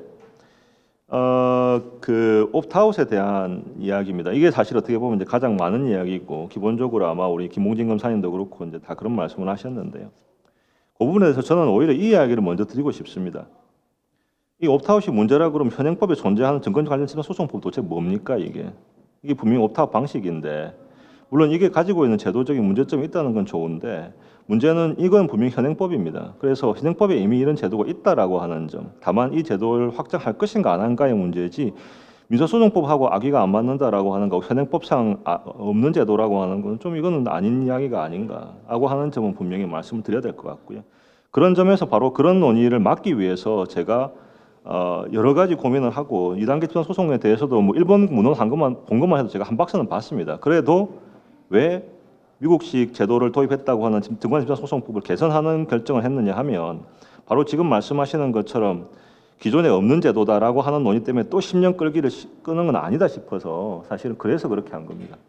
그렇기 때문에 이미 증권관리소송법이 옵트아웃이 있다 그러면 이거는 근거가 없다라고 말을 하시는 부분은 그럼 집단소송법 자체가 잘못되었으니 개정을 하자는 취지라서, 물론 제로 베이스에 다시 논의하는 건 좋은데 하여튼 제로 베이스로 갔을 때에 제가 보기에는 험난한, 왜냐하면 집단소송법의 제정 역사를 한번 공부해 보신 분 또 내지는 경험해 보신 분, 저는 사실은 집단소송법 개정 과정에서는 제정 과정에서 제가 2000년대 중반에 사실은 이제 처음 어떤 식으로 이제 끼어 본 적이 있는데 이게 역사가 보면 1980년에 시작하는 이야기거든요.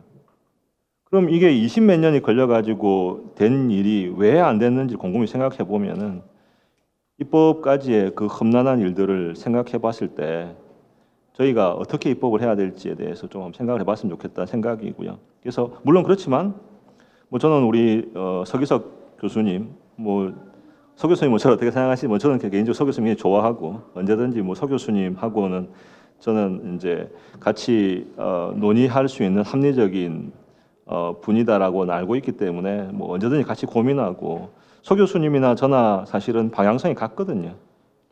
소비자들 어떻게 보호해야 될까? 그 마음은 같기 때문에 이제 다만 그 보호를 뭐 좀 더 키우면 대한민국 국민 한 사람 한 사람을 어떻게 좀 더 나은 나라에서 사는 국민을 만들까에 대한 고민을 하고 있는 사람들이기 때문에 그 2단계 소송의 2단계 집중 소송의 그 장점의 결합에 대해서는 서 교수님이 그쪽을 선호하시는 건 알고 있는데 하여튼 좀 더 그 부분의 장점을 집어넣으면서 또 현행 제도의 틀을 살릴 수 있는 방안은 없을까도 사실은 서 교수님께서 좀 더 고민해 주시면 어떨까. 입법적인 지난함을 생각해 봤을 때 새로운 걸 또 하자고 했을 때 새로운 게 뭐냐를 또 설득해야 되는 점들에 대해 생각해 보면 뭐 이런 점도 저는 서 교수님께 오히려 부탁을 드리고 싶고요.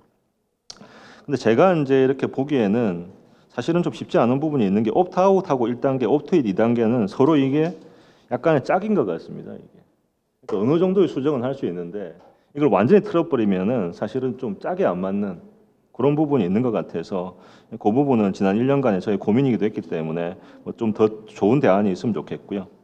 이 변호사님 말씀하셨던 부분은 뭐 저도 이제 실무를 하면서 이 변호사님 말씀하신 건 너무 가슴에 와닿았습니다. 그래서 역시 이렇게 같이 이제 일을 하시니까 이제 이런 부분들에서 애로가 있다는 거에 대한 공감해 주시는구나라는 생각을 했는데 가장 이제 저도 뭐 같이 공감할 수 있는 부분이 패소시에 사실은 죄송합니다. 네, 오 변호사님 죄송합니다. 제가 오인영 변호사님 말씀하셨던 부분을 충분히 공감하는데 이제 오 변호사님 말씀하셨던 것 중에서 뭐 다른 분들도 말씀하셨지만은 패소시의 이제 기판력 문제는 사실은 문제가 있죠. 근데 사실은 이것 때문에 어떤 고민도 했었냐면 소송법상의 문제는 별론 이걸 실제로 구현할 수 있는가에 대한 소송법 하시는 교수님들하고는 이야기 해봐야 될 것 같은데 이게 다른 나라에 보니까 편면적 기판력을 부여하는 경우가 있는 것 같더라고요. 그러니까 승소할 때는 기판력이 확장되는데 패소할 때는 없는 거죠.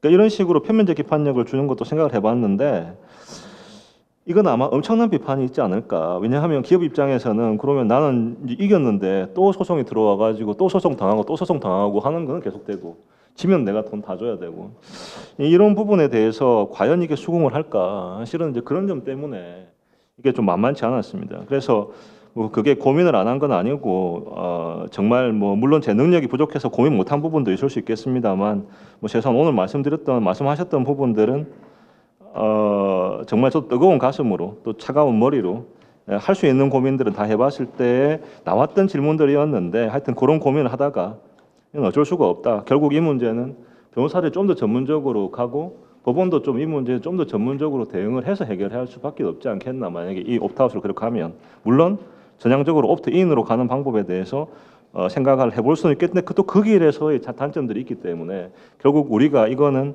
같이 머리를 맞대고 힘을 합쳐서 어떤 게 정말 최선인가에 대해서 찾아내는 과정이 오늘이 그냥 저는 끝이 아니고 그 출발점이었으면 좋겠다라는 말씀을 드리는 걸로 해서 제 답을 마치고 미진한 답은 개인적으로 저한테 좀 말씀을 주시면 답을 드리고 같이 고민을 언제든지 기꺼이 하겠습니다. 네, 이상입니다. 예, 고맙습니다. 다음은 여기 객석에 계신 여러분들 중에서 질문이나 또는 의견이 있으시면 말씀해 주시죠.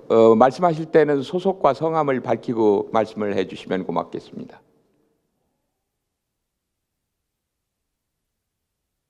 예.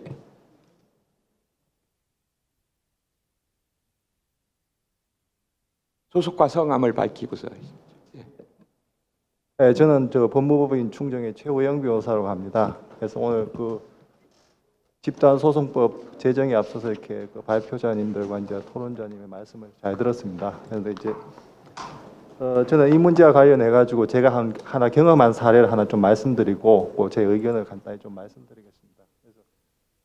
그래서 여러분도 아시겠지만은 베트남 참전자들, 대한민국 참전자들이 이제 한 3만 명 이상이 이제 1999년도에 이제 우리나라에서 소송을 제기했습니다. 그래서 미국 제조회사를 상대로 고엽제 피해자 이래가지고 아마 아실 겁니다. 그래서 제기를 했는데 그 3만 명이 이제 2002년도에 1심 판결에서 이제 패소를 했고요.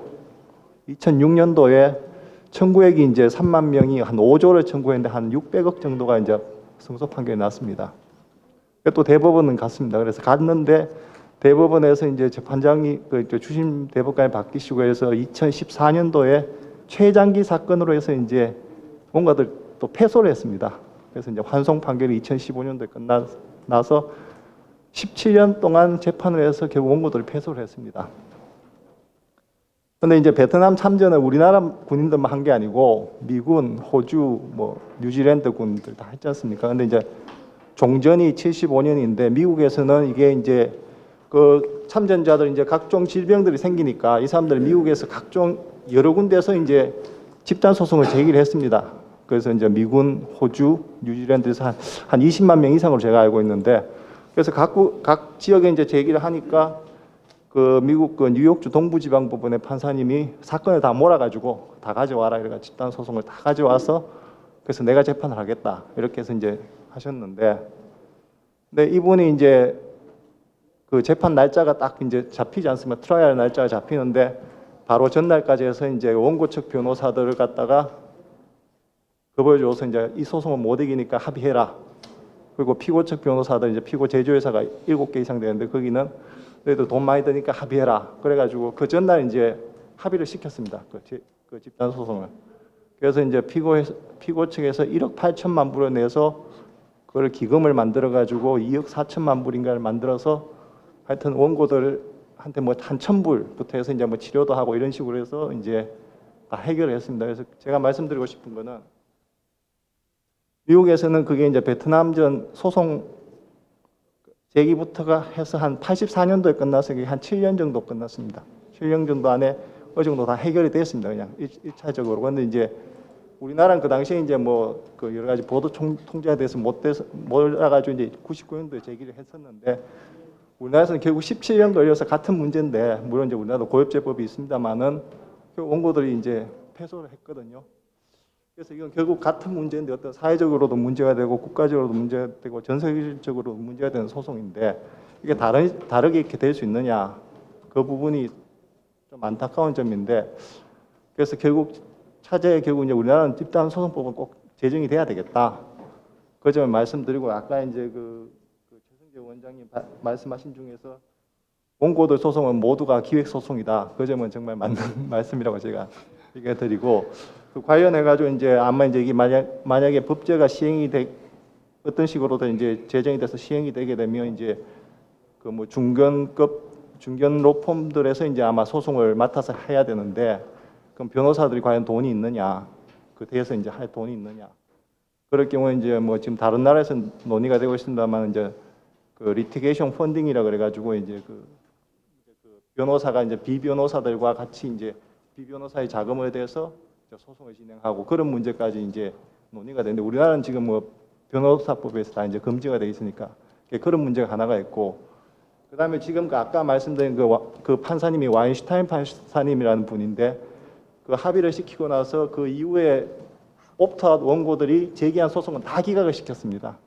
근데 그 판사님이 아직도 지금 그 동부지법에서 살아 계십니다. 뭐 90세가 아마 넘으신 것 같은데 그래서 결국 그 판사님 혼자가 결국에 어떻게 보면 그 큰 소송을 다 정리를 했는데 과연 우리나라에서 이제 뭐 법원을 갖다가 서울중앙지방법원을 관할로 하는 것까지는 좋은데 지금처럼 이제 그 판사님들이 이제 뭐 2년, 1년, 2년, 3년 이렇게 시스템으로 바뀔 경우에 과연 이걸 정말 제대로 끌고 갈 수 있을 것인가? 그 점에 대해서는 뭐 좀 어떤 인식의 전환이라든가 이런 게 꼭 필요하지 않을까 하는 그런 생각이 있어서 말씀드리고 하여튼 이 부분 꼭 제정돼야 된다는 제 의견을 말씀드립니다. 감사합니다. 예, 충녕의 최 변호사님 대단히 고맙습니다. 또 의견이나 질문 있으신 분? 예, 남 변호사님. 예. 예, 대한변호사협회 교육이사 남기욱 변호사입니다.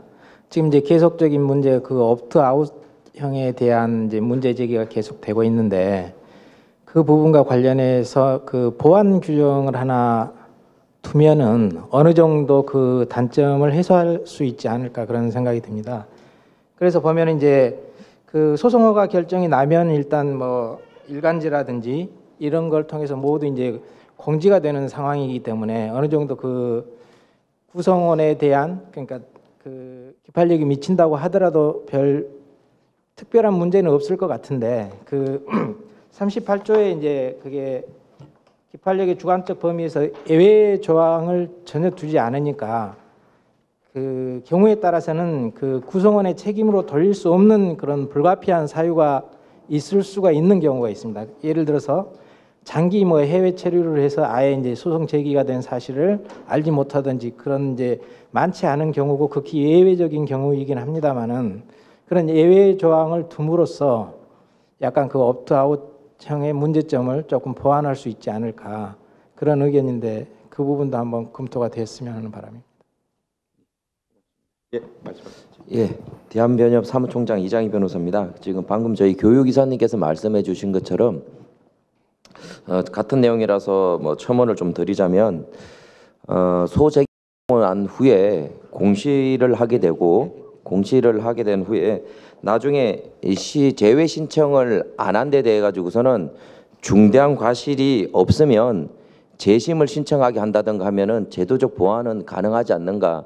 충분히 현 제도 내에서 이 부분에 대해서 옵트아웃에 대한 부분에 대해서는 보완을 할 수 있지 않을까 싶은 생각이 들고요. 또 하나 더 앞서 소개됐던 여러 가지 소송들을 봤을 때 보면은 5년씩이 걸립니다. 3년이 걸리기도 하고 5년이 걸리기도 하고 그리고 굉장히 빅이슈가 되는데 그 기간 동안 사실상 그 기간 동안 본인의 권리 행사를 갖다가 전혀 하지 않은 사람에게 대해서 패소했을 때 미치는 기판력을 갖다가 사실상 그런 경우가 얼마나 있을 건지도 한번 생각해 볼 수 있을 것 같습니다. 그 기간 동안 본인의 권리 행사를 하지 않는 사람이라면 패소에 대한 기판력을 갖다가 본인이 감수해야 되는 그런 불이익한 사례가 과연 얼마나 발생할 것인가 생각해 봤을 때 저는 대단히 의문입니다. 지금 옥시 사태라든가 또는 폭스바겐 사태 전 국민이 이슈화돼서 다 알고 있는데 본인이 그런 큰 피해를 입었는데도 수년간 걸쳐서 아무런 권리 행사를 하지 않는 그분에게 패소의 기판력에 대해서 운운할 실익이 얼마나 있을까. 그보다는 차라리 이런 제도를 도입해 가지고서는 다수의 피해자들이 보다 효율적으로 권리 구제를 받을 수 있는 방안을 갖다가 저희가 모색해 주는 게 법률가들의 또 하나의 책무가 되지 않을까 그런 생각을 합니다. 개인적인 사견했습니다. 예, 고맙습니다. 이제 시간이 거의 다 됐는데요. 혹시 지금 토론자 중에서 본인이 말씀하신 것에 대해서 적절한 답변이 아니라든가 뭐 또 의견이 있으면 간단하게 말씀하시고요. 예. 예, 없으신 것 같습니다. 처음에 시작할 때 대표적으로 가습기 살균제 사건 또 폭스바겐의 그 자동차 연비 사건 뭐 이런 것에서 얘기했는데 특히 폭스바겐과 관련해서는 미국에서는 17조나 되는 그 손해배상을 해주면서도 한국에는 지금 얘기를 들어본 것으로는 이러한 집단소송 법제가 없기 때문에 굳이 안 해줘도 되지 않느냐. 소송을 제기했을 때나 배상을 해주는 거지 소송을 제기하지 않았는데 그러니까 이게 사실 집단적 피해라는 게 과거에는 개인의 소액 피해였는데 지금은 뭐 생명 신체를 그 위협하는 그런 아주 큰 손해, 대형 손해도 많이 발생하고 있는데 이것을 개인적으로 구제 절차를 밟자면은 매우 어려울 것으로 생각됩니다. 그래서 이제 이런 그 포괄적 집단 소송법이 됐든지 뭐 개별적 집단 소송법이 됐든지 집단 소송 제도가 확립되어야만이 소비자의 효율적인 피해 구제를 할 수 있지 않을까 생각하고요. 오늘 이 포괄적 집단 소송법 제정에 관해서 아주 최승재 변호사님 발표 그리고 여기 나오시는 오인영 변호사님, 서희석 교수님, 좌혜선 국장님, 김영현 판사님, 김봉진 검사님 그리고 충령의 최 변호사님 여기 교육이사 남 변호사님 또 사무총장이신 이장희 변호사님 아주 열띠게 토론을 해주시고 또 발표 토론 다 진지하고 아주 앞으로 법안 만드는데 크게 도움이 될 것 같습니다. 포괄적 집단소송법이 효율적인 소비자 피해 구제를 할 수 있는 제도로 제대로 작동될 수 있는 그런 법이 제정되었으면 좋겠다는 마무리 말씀 드리려고 했는데 여기 지금 손을 드셔서 잠깐 말씀하시고서 끝내 좀 하겠습니다. 예정에 따르면 시간이 조금 더 있는 것 같아서 조금만 말씀 올리겠습니다. 국회 입법조사처의 유재원 입법조사관입니다. 담당 업무는 이제 법무부나 법원 그리고 기타 그 업무를 법사위 소관 업무를 서포팅하고 있습니다. 저는 그 세 개 기관에 대한 어떤 제 소견도 말씀드리고 한번 요청을 한번 드려볼까 하는 마음에서 그냥 가면 안 되겠다 이렇게 해서 생각을 말씀드리겠습니다. 일단 저기 2013년도에 처음에 환노에 갔을 때 가장 이슈화된 게 그 가습기 살균제였습니다. 그 당시에 법안 만들어야 된다 그렇게 했었는데 사실은 법안 만드는 게 쉽지는 않았고요. 국감장에서 좀 산소통 꽂고 있는 아이의 그런 동영상도 재생도 되고 현장에 대한 목소리 그런 것들이 있었습니다. 저는 입법이란 건 그렇게 생각을 합니다. 하나의 그 조류라고 생각합니다. 물이 확 들어올 때 이제 노를 젓고 나가야 되는 그런 부분인데 이게 실제로 가능하다고 봅니다. 증권 그 집단소송법 같은 경우에는 그 도이치방크 사건이라고 되게 유명한 2010년도 11월 11일 그러니까 빼빼로데이라고 하는데 그날 거의 주가가 한 40% 그러니까 거의 고점을 찍다가 쭈르륵 내려 30% 가까이 이제 빠지는 그런 이제 사건이었고 요새 나오는 영화도 있지만 빅쇼트를 누가 이제 작업을 치면서 실제로 그 주가 조작이 있었다고 최근에 이제 소송을 했고 그런 관련해서 이제 법이 제정되고 현재 하고 있는 것 같습니다. 그런 면에서 그리고 아동 성추행이나 성범죄에 관해서 최근에 그 법이 굉장히 강화되어 있지 않습니까?